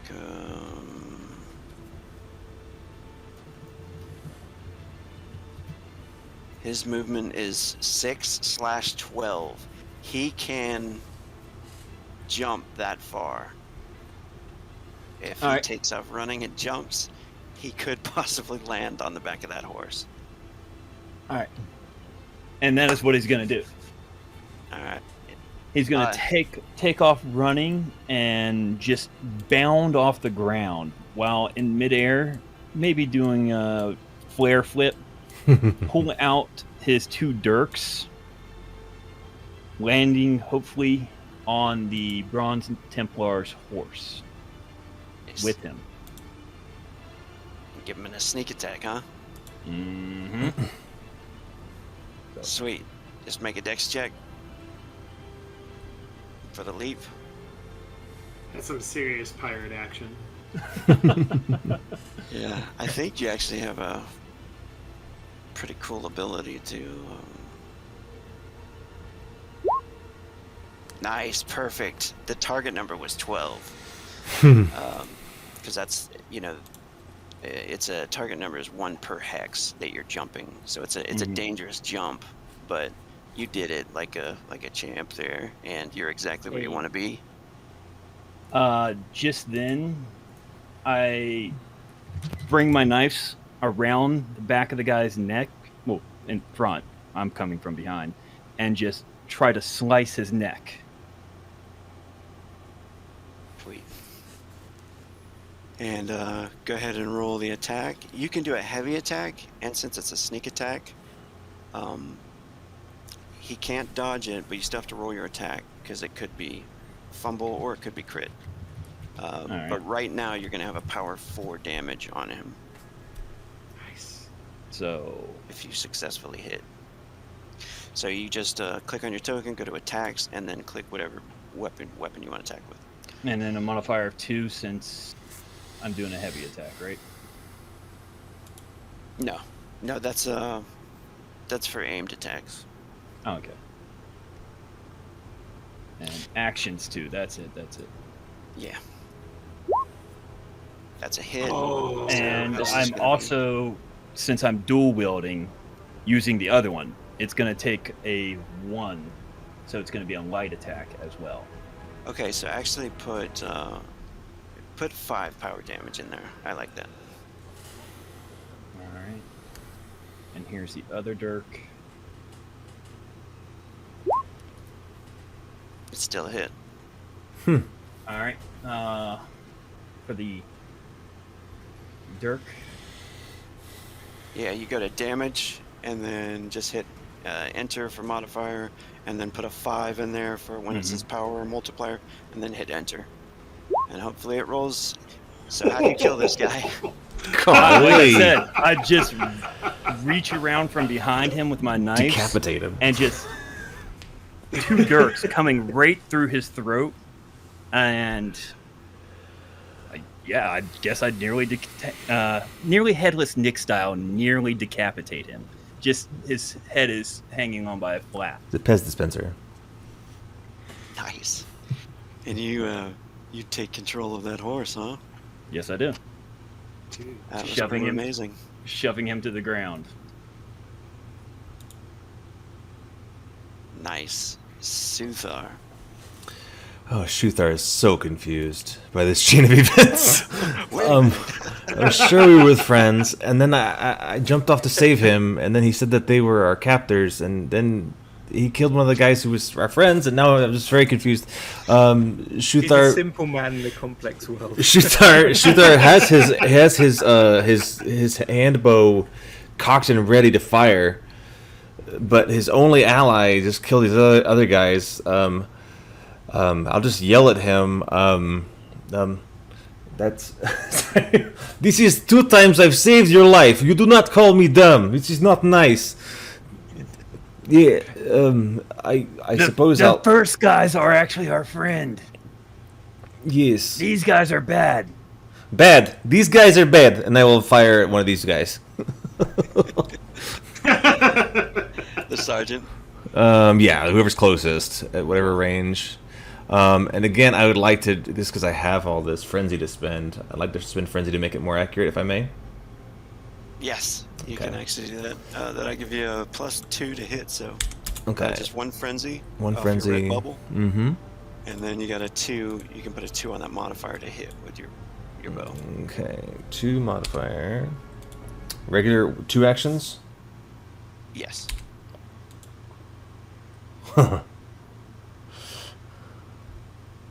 All right, that is a hit because he's not expecting this right now. That's fair. Yeah. So target number was 5. Yep, you got him. And damage is just regular. No modifiers or anything. No modifiers. Yeah, go ahead. Ooh. Nice. And that's armor defeating for sneak attacks with bows. Nice. So Bad. He's bad. he's got to make a dex check. Nice. You know what? He's going to jump off anyway. It's not going to take damage or anything, but he's going to jump off after he gets hit.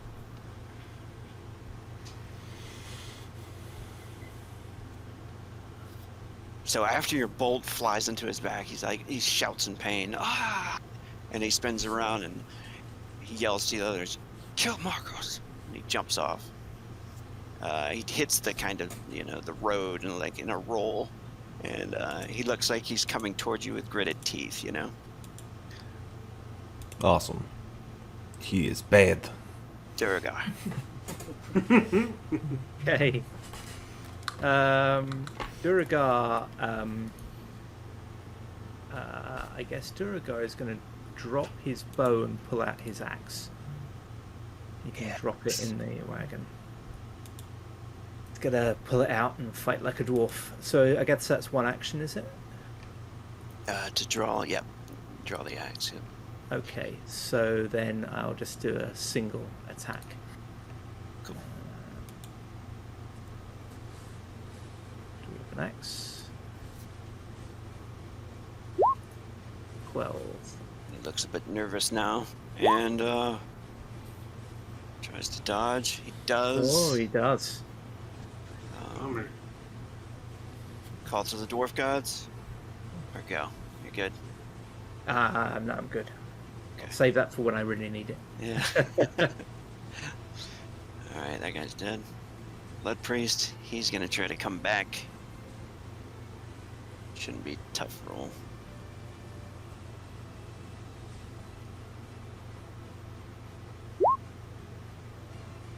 He did lose his bronze weapon, though. Mace. I think he has something else, though.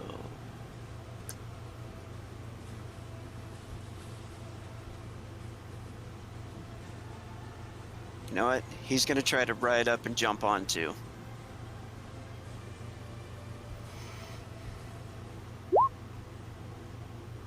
All these people sleeping in the back of this thing must really be starving. Or they got they got very drunk the night before. That's it. That's why I think there's got to be another wagon. You know what I mean? There's like 4 other people in this expedition. Or maybe the wagon's like the TARDIS and you just have a magical hatch underneath of it. Yeah, magic school bus, man. He leaps and he lands into the back of the wagon. Yeah, he's gonna try to grab a crate and smash you in the head with the crate. Who is he trying to hit? Humnahar. Okay.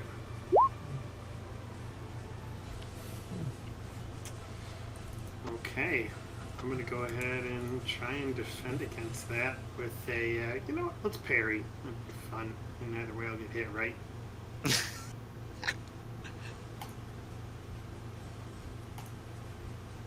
Ah! So close. You probably hit because of the parry. But this should be funny. Damage is... I'm just going to treat it as unarmed damage.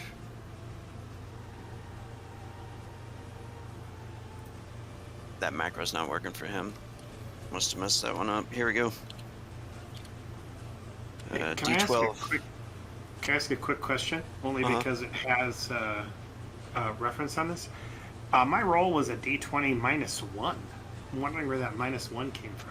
That's from parry. Oh, it was because of the parry! Yeah. But you have your armor, so that did not do any damage to you. He he cracks part of the crate on you, wherever you feel like. Be a shame if there was a weapon inside the crate. I think it just busts on Humnahar's chest and goes everywhere. Dude, that's You totally don't possible. want to have to kill him. 30% chance. No weapons. Maybe Bummer. some furs. That'd have been fun. Okay. Crossbowman. He's got the dagger. He's going to try to stab Duragar with a heavy attack. I've noticed I've got a -1 to my dex. I think that was something left over from last session that I didn't clear. Oh, do you? Thinking I fumbled, didn't I? I think that's that. Should I have cleared that by now? Do you have, like, any trauma or anything? Or... No.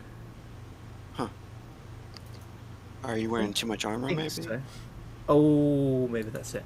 Maybe that's it. Hold on, how much have I got? 1, 2, 3, 4. Yeah, that's it. You got it.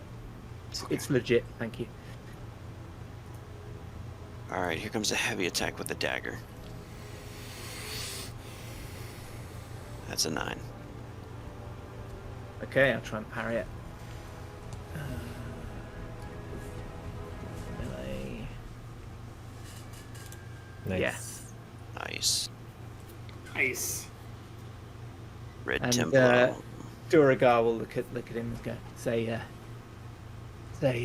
you brought a knife to an axe fight, pal. Nice.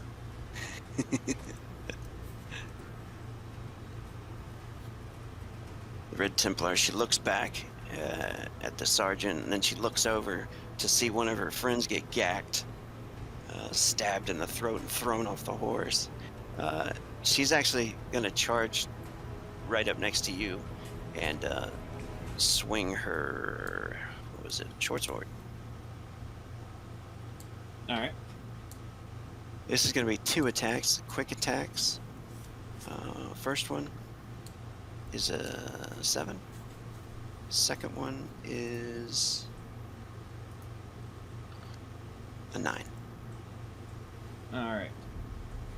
At first, I think he wouldn't be able to detect that the attack was coming. Just in time, he tries to dodge it.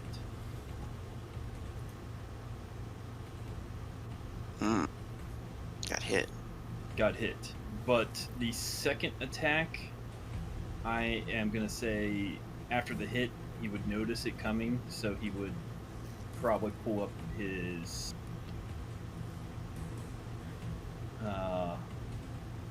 dirk and try to block it.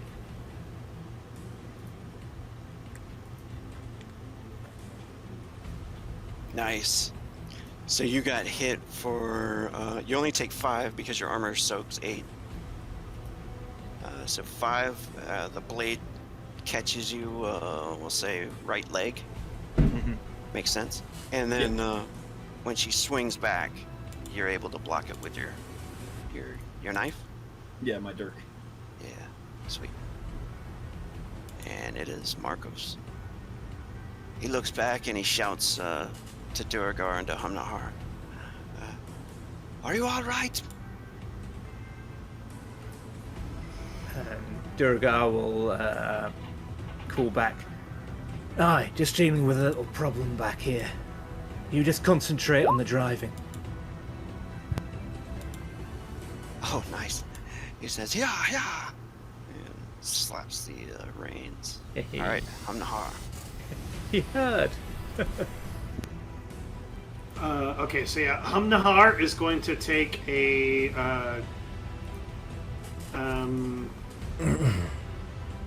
it's going to do a 2-action combo attack on the crossbowman to try and take him out. And then that would still leave me with 1 attack left, correct? Yes. Okay. Alright, so War Gloves. Cheese Strike. Submit. Modifier 0. Actions 2. Alright, and this is... I think I said it, but it's on the crossbowman.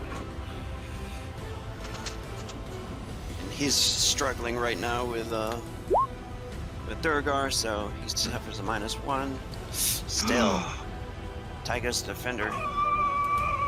So sad.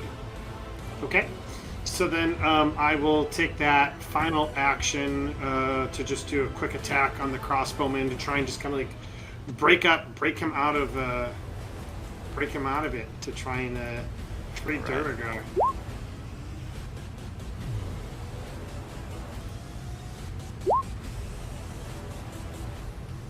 Oh, he's rolling like a champ now. No joke.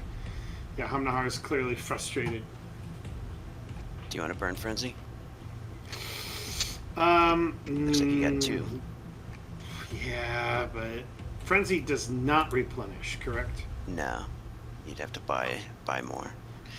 Gonna Save it. hold on. Okay. Yeah. Why is it the sergeant's turn again? Did I skip somebody? Why is? Seems no, like.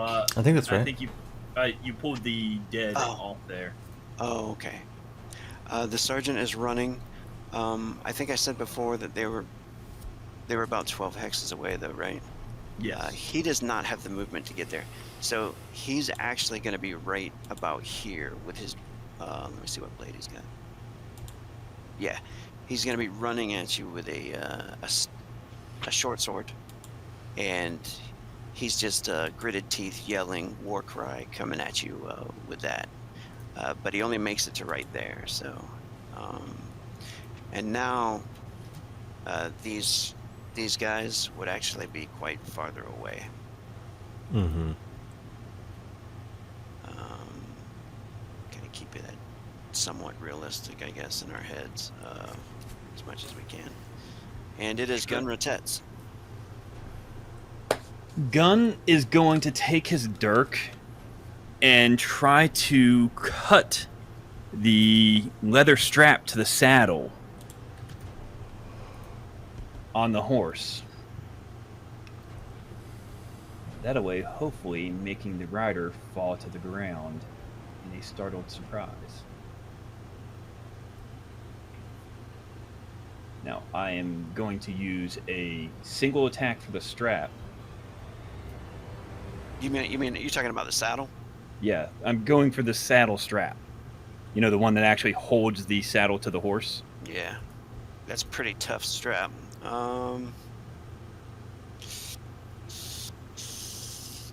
It's possible though.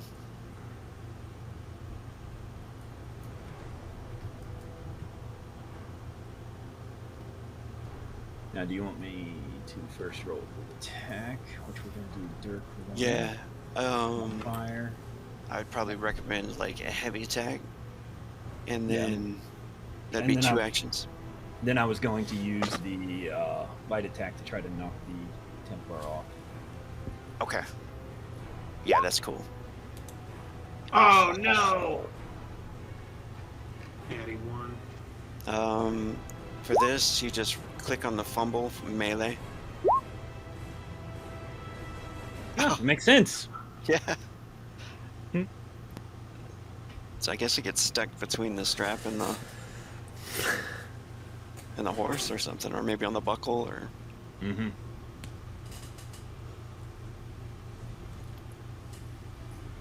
All right, and I'm still going to take the single attack on the Templar, but I'm going to release the dirk that is now trapped in the saddle. Okay. Are you spending the action to try to dislodge it, or are you gonna spend the action No. to attack? I'm spending the action to attack. I'm just releasing the first dirk. It's stuck in the saddle at this point. Okay.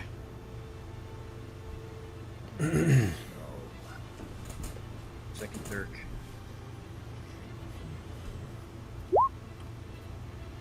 Nice. And this one's at the Red Templar. Mm-hmm. She is gonna try to dodge this. She does. Just barely misses her. Now at this point, you have frenzy.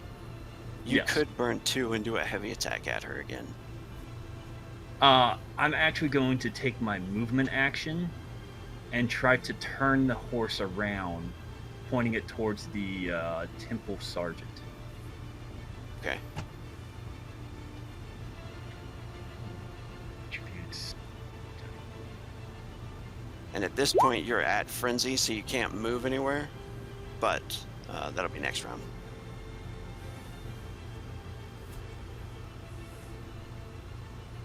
All right. Shuthar. Yeah, so Shuthar, having shot this guy in the back, and he just hopped right off his horse and is coming charging at me. Is my hand bow like attached to my arm? It's kind of how I envisioned it. Is it more of a just like a little bow? Okay, I imagine he just kind of drops it, but it's still in his hand. But he would reach for his reach to his back to his spear, which is his trusty fishing spear, and run at this guy to fight him.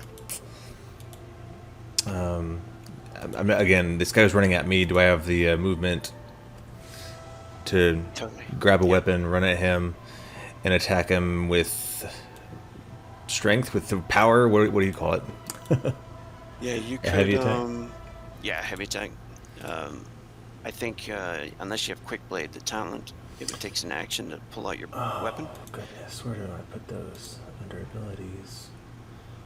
I have Blood Rush, So Vitality, and War Cry. In order to do the heavy attack, you'll just have to spend one of your frenzy points. But it's a good call. Yeah, let's go ahead and do that. Spend one frenzy, you said, or two? Yeah. One frenzy. You could spend two if you want to aim the attack or concentrate it at him. We give you an extra 2 modifier to hit. Sure. So spend 2 frenzy to hit him hard and accurately. Yeah, and that'll give you a modifier of 2 to hit. Great.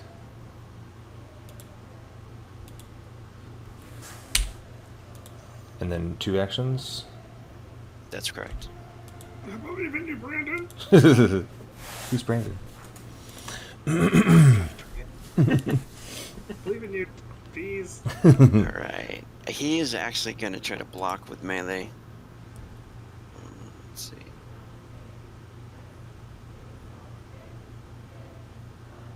And he does not. Nice. So now, when you get to click on damage, click your spear, and then when it comes to modifier, skip the modifier. But when it comes to power damage or multiplier, hit 2 and then hit enter. Let's see. I will protect my friends. Nice. Oh, that's a nasty wound. So he falls to the ground. However you want that to look. I would think it went right through his shoulder. It's just kind of instinctively where he would shove a spear. Nice. And he falls to the ground, blood shooting out of his wound. All right, Durgar. Okay, so Duragar is acts like he's taking a swing at the crossbowman again. What he actually does is pulls up short of there and swings right round at the blood priest instead. All right, cool. So, trying to take them by surprise.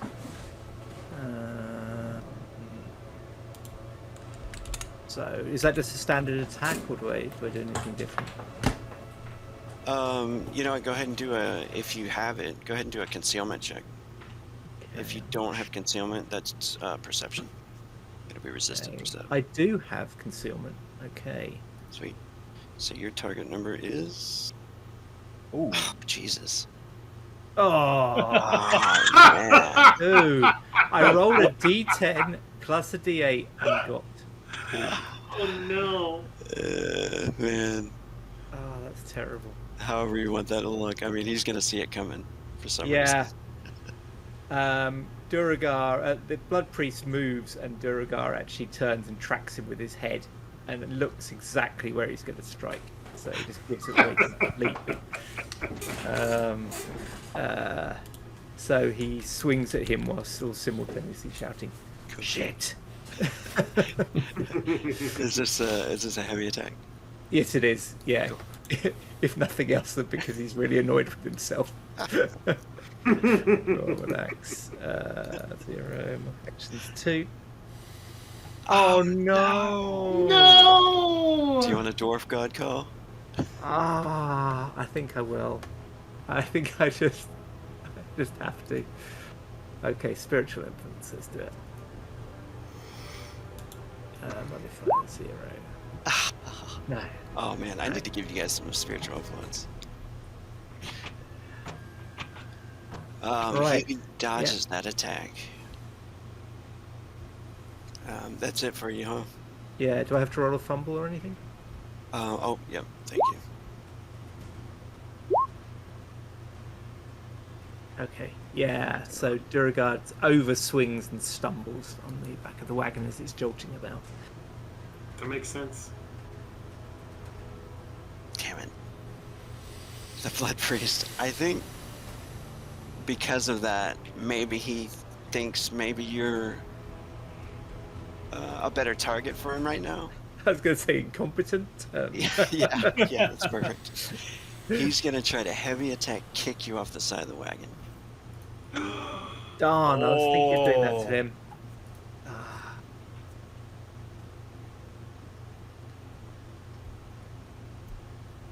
Oof. Okay, I need to dodge, I guess. I can't really parry that, right? Yeah. Okay. I mean, you can. Hey! Hey, there you go. Nice. You can't see, but I stuck my hands up in the air like I was on a roller coaster. The crossbowman, as he sees that happening, he turns to Hamnahar, and he is going to heavy attack Hamnahar with a dagger. They've kind of changed tactics here. Everybody's switching. 11 coming at Hamnahar. Yeah, Die, no, Kuthalan. I'm gonna go ahead and try and parry again.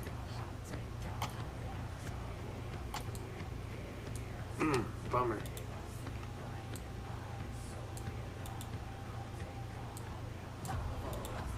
Power 2 damage. Oh crap, roll. Dink off your armor, huh? Yeah. Nice. Alright, the Red Templar sees you turning the horse around. I think she's just going to charge you, or should she follow the orders and go after Marcos? I mean, 1, 2, 3. military. Yeah, 1, 2, 3. I'm going to say you. 4, 5, 6. Marcos. She's going to try to take you out first. She did see you, like, take that Templar out, her friend. So that makes kind of sense. Short sword. Heavy attack. She's just trying to ride by you and...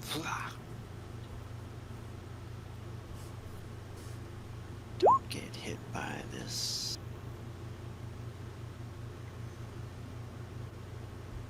Alright.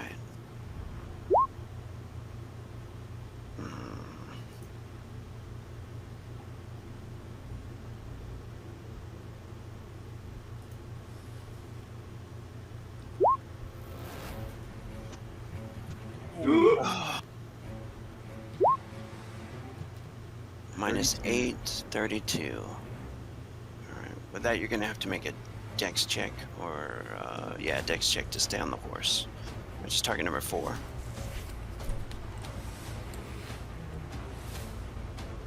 God dang.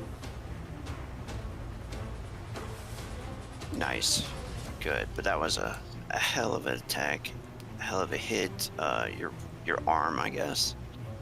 Probably be your left arm, I guess, would be make more sense. But that's it for her. Marcos. Marcos is riding, he's driving, but he's gonna sacrifice his roll to pull out his short sword and swing it at the guy. At least a quick attack at him. That's it. 15 coming at the There we priest.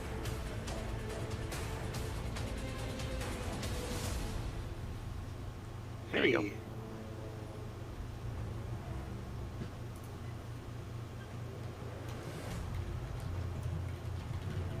Cuts the priest. All right, it is Hamnahar. Sorry, I was mid-yawn when you said that. So yeah, Nahar is going to focus on this crossbowman. He needs to get at least one down. But I think he's going to. I'm wondering if I should sacrifice damage. Yeah, I'll do a two-hit heavy attack on the crossbowman. Or I guess. So wait, what's the difference between a two-hit heavy attack and a two-hit combo attack? Because they pretty both much the spend same two thing. actions, right? Yeah, Okay. pretty much the same thing. Okay, cool. So then I'll spend 2 actions on a heavy attack on the crossbowman. See if I can finally take him out, hopefully. Yes. Roll confidently. It's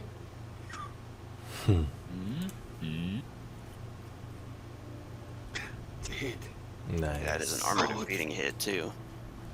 Nice. Okay, let's roll that damage. He's pretty hurt right now as well. I think this is it for him. 88 points of Oh my damage. gosh. Smashes a skull in. Hey. What does that look like? Okay, I think he charges up his chi fist and just like straight up punches through the guy's chest where his heart is, like pops out in Duragar's face a little bit, and then he like pulls it back through, and then as the body just falls off, he lets it fall off the back of the wagon. Nice. Is that it for him? Yeah. That was 2 actions, yeah? He's still got 1 left. It is. So with 1 action, I would like to take a step forward. Heart still in hand. Priest, it's time you and I had a heart-to-heart. And he's going to do a quick attack on the priest attack. Yeah, Kalima. He's like, come on. I got 12 again? Okay. This guy's outnumbered. He got hit. Awesome. This could be it. That is all my chi. I am totally out of chi. So no more chi attacks for me. Alright, I'll go ahead and roll that damage. But hey, at least I got it on that last one. War Glove and Chi Strike. Submit, modifier 0. 1. Bad. Oh, alright. That's enough to hurt him pretty bad. He is still alive. It is the sergeant. The sergeant kind of rolls up onto his feet, and he is going to swing a quick attack at you. Actually, 2 quick attacks. That'll be his. First one is a 4. Second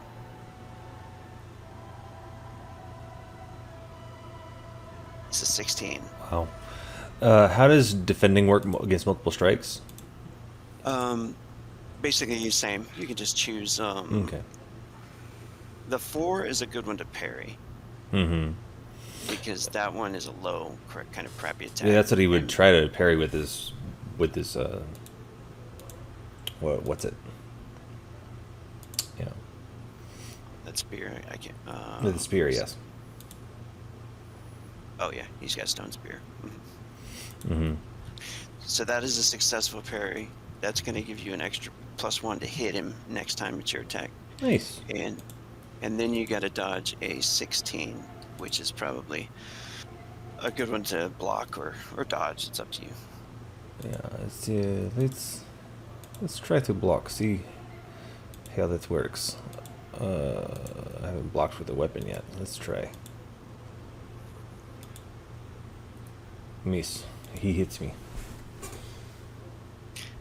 Luckily, it's only a quick attack damage. And you have an armor of 11, it looks like. So Yeah. he does not go through. Oh, I rolled that, but anyway, still, he does not go through your armor. Good. So he probably drags the blade across your chest plate or whatever you're wearing there. Bones.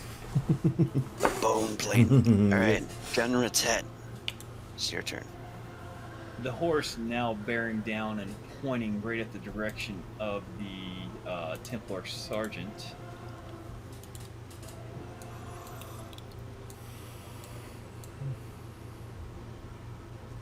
I want to run the Templar sergeant down with the horse.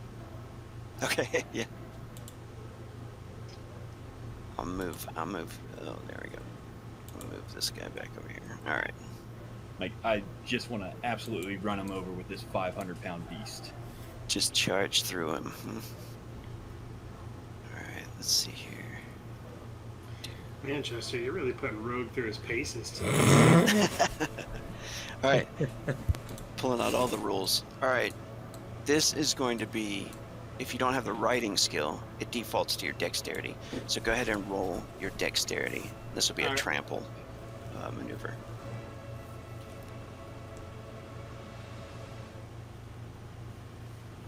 Come on, dexterity. And I'm going to do this like versus perception. I will give him like a -2 since he's fixed in fight with Suthar. Mm-hmm.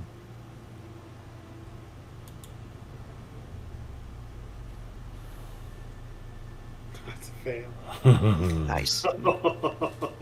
Let's give him 4d6 damage. Exploding? Yeah, exploding. I think horse kicks are like 2d12 actually, but that's fine. So 4d6. Yeah. Hey, there we go. Oh, those two didn't explode. They for some should reason. explode for more. Roll 2 more d6. So, 26. Oh my god. Wait, what's his armor?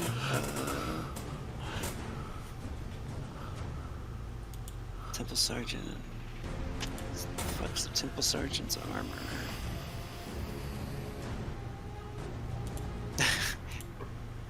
He has 2 hit points left. Well, Oh. Alright, but you still have actions if you want to attack. While I'm running through him, can I do a light attack on him? Yeah. All right. I've only got 1 dirk, and I would say that would have taken a lot of concentration. So Yeah, that's good. So this will be it. 1 action at least, and then the second action. Stab him.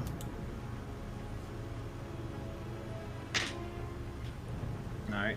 And he's suffering minus... For being at 2 hit points, he's suffering for being low, and he's already fighting him, and he's on the ground, so this is going to be -4.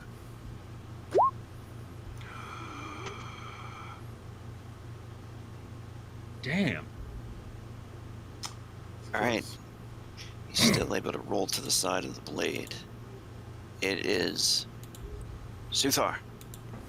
Shuthar would see Gunrod just trample this guy right in front of him and say, "Be careful, I don't want you to get hurt." And looking at the Temple Sergeant, say, "Don't hurt my friend." And he would again just stab at him, man, with that just regular old attack with my spear.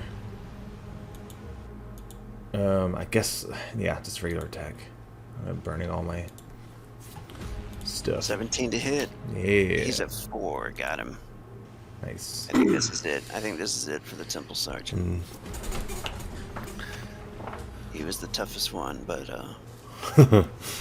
And there we go. Just what's it look like? How do you finish this guy off?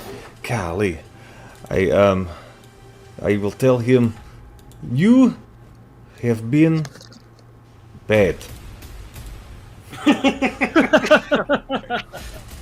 This And just conk him over the head. Those words will be long remembered. yeah. Don't be bad. And then I'll just stab him right in the throat. Nice. It's just Durgar, your turn. not that elegant. How can I top that?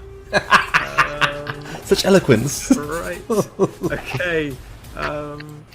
Duragar is going to try and attack the Blood Priest, who who says, he turns to the blood priest and says, "One way or another, you're going off this wagon," and gives him just a second to jump. And if he doesn't, he's attacking him. So I presume I'm attacking him. So Yeah. heavy attack. Oh, too heavy. And I'm at -1 actually, so I'm just at 6. Okay, and I think that's it. My actions. Yeah, I only have 2 melee actions, so that's it for me.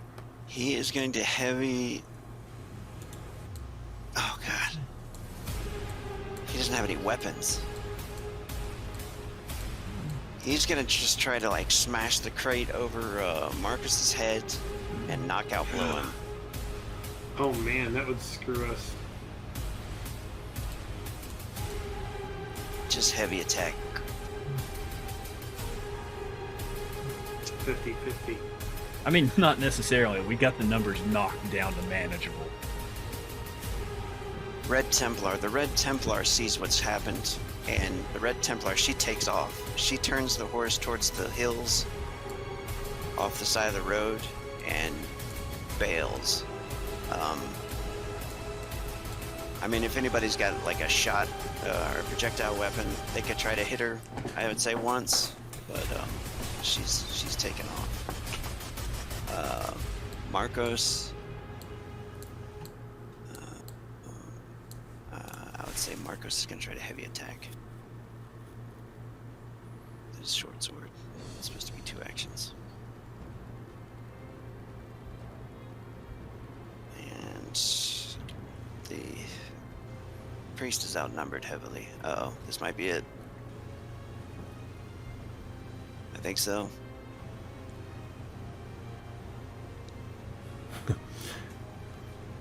That was a big fight. He does. Marcos is the one that kills him. Stabs through the priest's like rib cage. Priest screams out in pain and falls off the blade, falling off the wagon. Which brings it to a close. Combat's over. Back to RP. Wow. Duragar turns to Marcus and says, "You're welcome."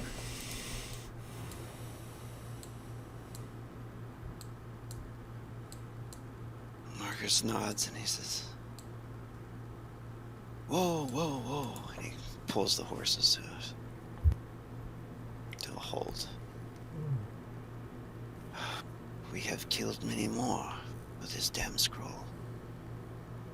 I am sorry. And he looks over to Humnahar.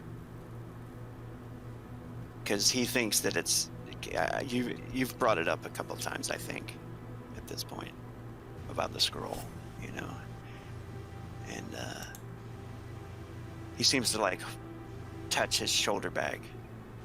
Maybe where it is or something, you know. He says, "This thing has brought great trouble. But it is necessary, I promise you. We need the words of the Dragon Scroll to get into the primary chamber." He looks past you to Gunratet and Shuthar.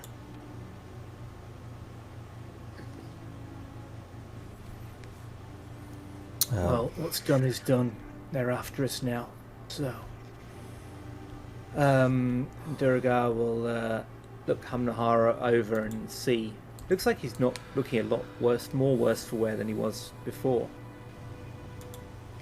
Yeah, Hum looks like he's in... I mean, he's still pretty hurt from the previous fight, from the damage he took. But he was relatively unscathed, maybe a couple scratches on his armor or what have you. But he looks back towards Gunra and Shuthar.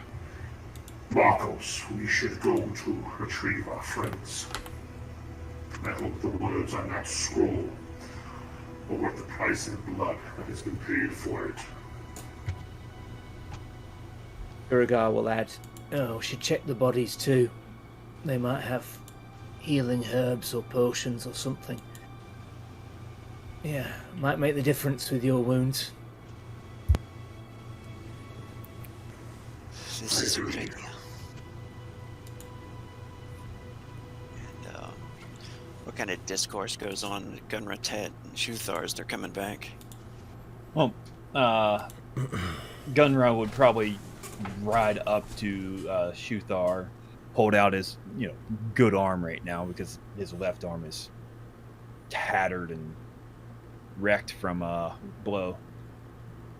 Shuthar, you know the one that escaped hurt me very badly. Remember her. Shuthar is still a little iffy.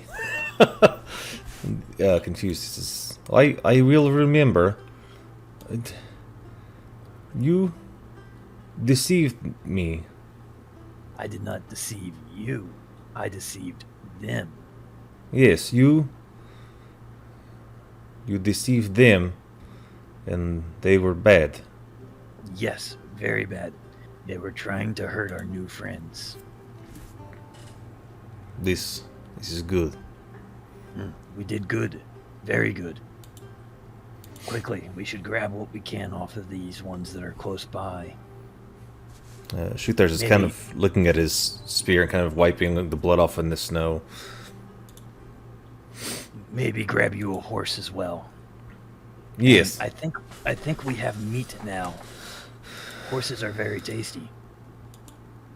We can get to food safely. I'm just saying, if we need it, we have it. Yes, I prefer fish. Shuthar will, try to wrangle up some horses. Yeah, you notice the wagon pulling up, and Marcos is smiling. Ah, you are both alive. Is the weird looking one dead yet?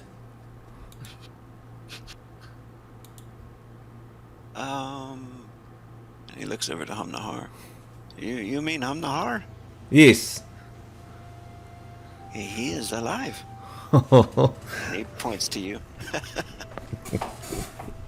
Yeah, I think Hamnahar kind of jumps off the back of the wagon and goes to Shuthar.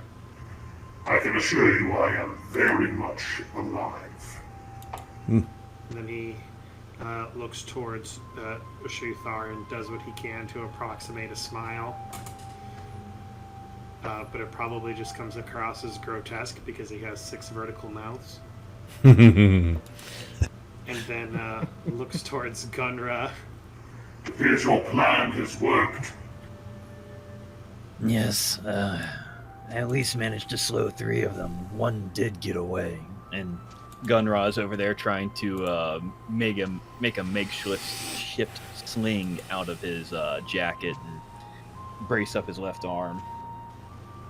Although, they did get a rather good hit on me.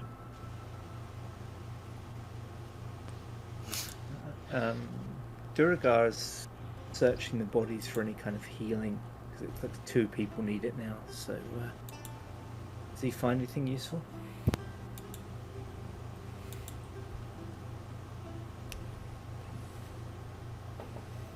Yes, I was it as well.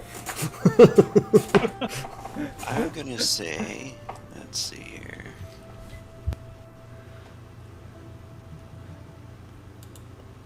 Yeah, I'm gonna say, you find 2 healing herbs, which are 3d6 explosive. Whoever wants to use those, and there's going to be 1 healing potion, which is plus 25 HP. Okay, so Duragar will give 1 set of herbs to each of Hamnahar and Gunratet, and he will hold up the potion and say, if anyone needs this, we've got this too. A little bit rarer. May I see that potion? Aye, and Duragar hand it over. So yeah, Hum wants to take a look at it, and he's got this inkling, maybe from something he learned a really long time ago. Some knowledge of alchemy is kind of coming to the surface, and I don't know if this is possible to do, but I'm wondering if he might be able to reverse engineer it to get a formula. It is possible, but that's an expert in alchemy thing. Okay. I believe that I'm correct about that. Who wrote this game, right? But I think I'm right about that. I will let you you know what I mean, be able to study it, I guess. Maybe get closer to finding out the formula. Sure. Also, for healing purposes, an intelligence roll like before is possible if you don't have the skill of first aid. You can still do a -3 intelligence check, but that's you're only able to do that one time on your character. Like, you can't keep doing that one. So it's best to get somebody with a higher intelligence, I guess, to do it for you. Also, sleeping and resting and stuff will heal you up, and eating as well. But you do find enough food on these guys, and I'm going to move you guys over to this scene here so we can do some closing RP. Gunra also wants to search the body for a new knife because Red Templar ran off with his knife still in the saddle. Oh, yeah. Yeah, definitely.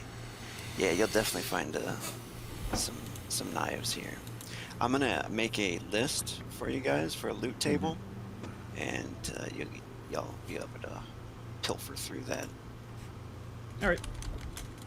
And yeah, you do find some new weapons, maybe some armor too, on these horses, on the bodies. I mean, let's move you over here to this.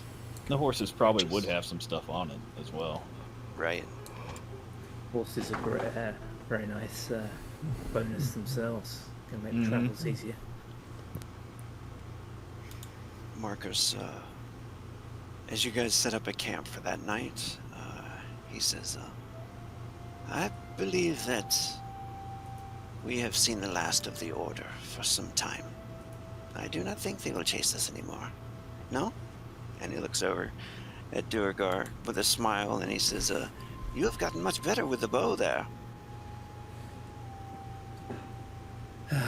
Duergar sighs and says, aye, couldn't be much worse than last time. Don't know what happened to me. My fingers weren't pulling on the string on the bowstring. On the bowstring, right. Back to normal, I think. I picture Nahar taking a big bite of some of the food that we found as they're sitting around this campfire. Yes, it was quite better than when you threw your bow in an attempt to fire it. And he does that creepy smile thing with 6 smiles towards Duergar to try and show some amount of mirth And expect eating. yeah, Duergar sort of looks a little uncomfortable for a moment and says, look, anyone can have a bad day. I mean, happens to the best of us. The bow's a more technical weapon than you. He points down towards Hamnahar's kind of fist spikes and he goes, that's pretty basic, but bows are technical. While all this is going on, Gun walks over to Sluthar and just starts patching him up, doing some things. Then he'll move over to Humnar and do the same, just patching everyone up. And last but not least, he'll do a medicine check on himself, just seeing what I can do, help everyone out. Nice. And then after he's done, he'll probably sit down and ask his bard friend to play a song. Probably sing badly along with it. I don't think a cat can carry a tune in a bucket. That's true. He says, I watched the battle from a distance on the other wagon. You all fought very well, and maybe I will make a song about it. And as he starts to play a little tune, the camera pans out as you all sit around the campfire and eat some food and get to live another day. That'll be it for tonight. Hey. Alright. So I'm gonna give you guys plus 15 saga points Thank you very much. and plus 25 reputation. Hey. That puts me at over 100 for bad reputation. Yeah. So that's gonna give you a free ability and a free talent.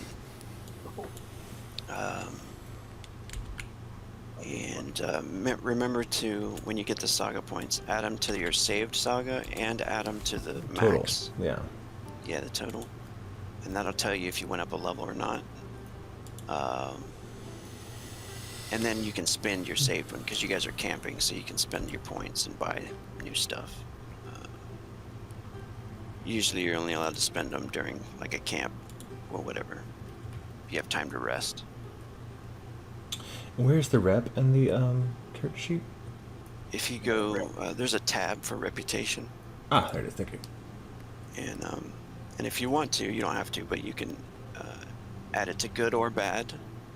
I mean, you did kill a bunch of Templars, but you know, whatever you want. I was told Good they or were bad. bad. So he thinks it's good he killed them.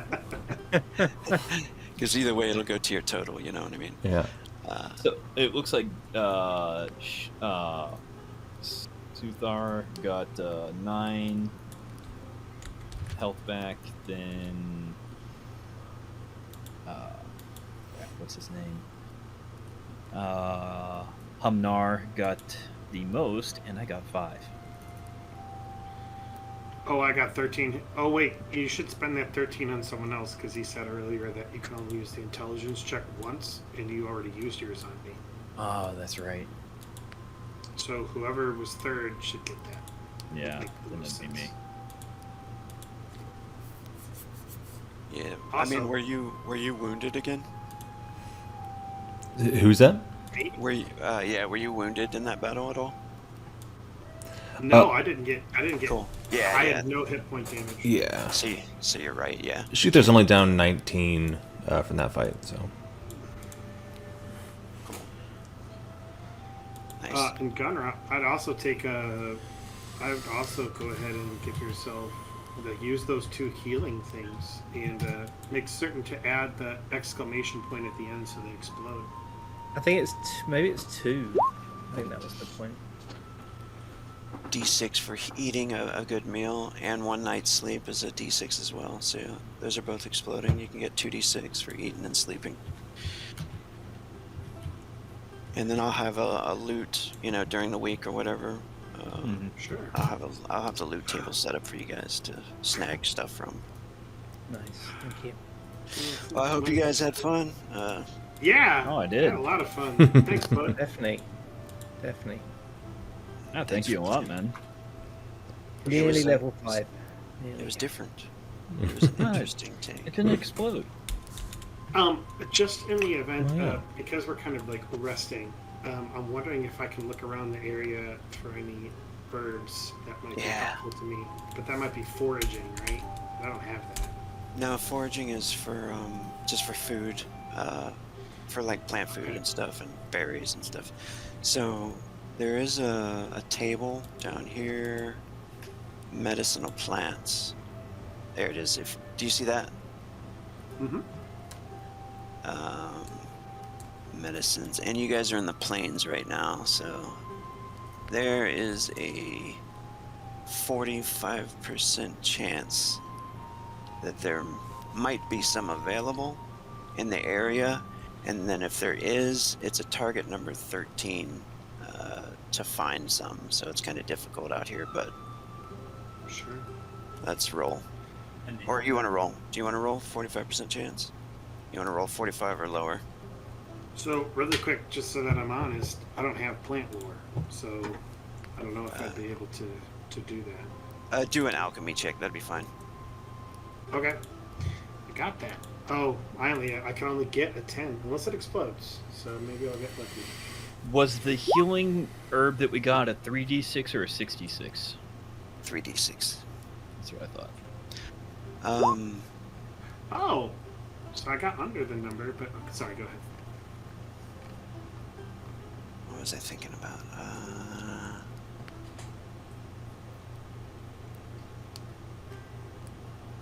I was gonna tell you guys something else I forgot.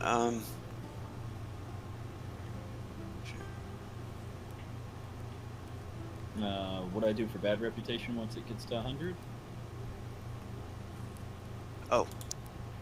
For that, you are going to be able to choose a new ability, and you can choose a new talent tree, and then click on. If you click on your character at the top, you see the little gi, the karate gi. Mm-hmm. Click on that, and then you choose like either melee or shooting or sneaky. Probably want to do melee, right? Or sneaky. I mean, you kind of sneaky too. Either or would be suited for me. Yeah, there's 6 in the first tree, and then when you complete those 6, you can go on to the next, the master talents of that tree. But it's all random, whatever one you roll. So you just click on that, and it'll pop up what your new talent is. Fury Fighter, that's going to give you an extra action point, which is great. So you're going to have your 2 4 heavy actions. attacks. Yep, 2 heavy attacks. Sweet. Which would be great. Next one you need is combo attack. Then you can do like 3-hit combos or 4-hit combos or whatever. By the way, you were right. I should have had one more point of frenzy. Oh, I spent 1 saga last time, which gave me 2 frenzy. Oh well, I've got 1 still left. But I don't know why I didn't note that down. It's my own fault. For the abilities, if you have the book, the PDF. Let me see. We're off recording, by the way. Oh, cool.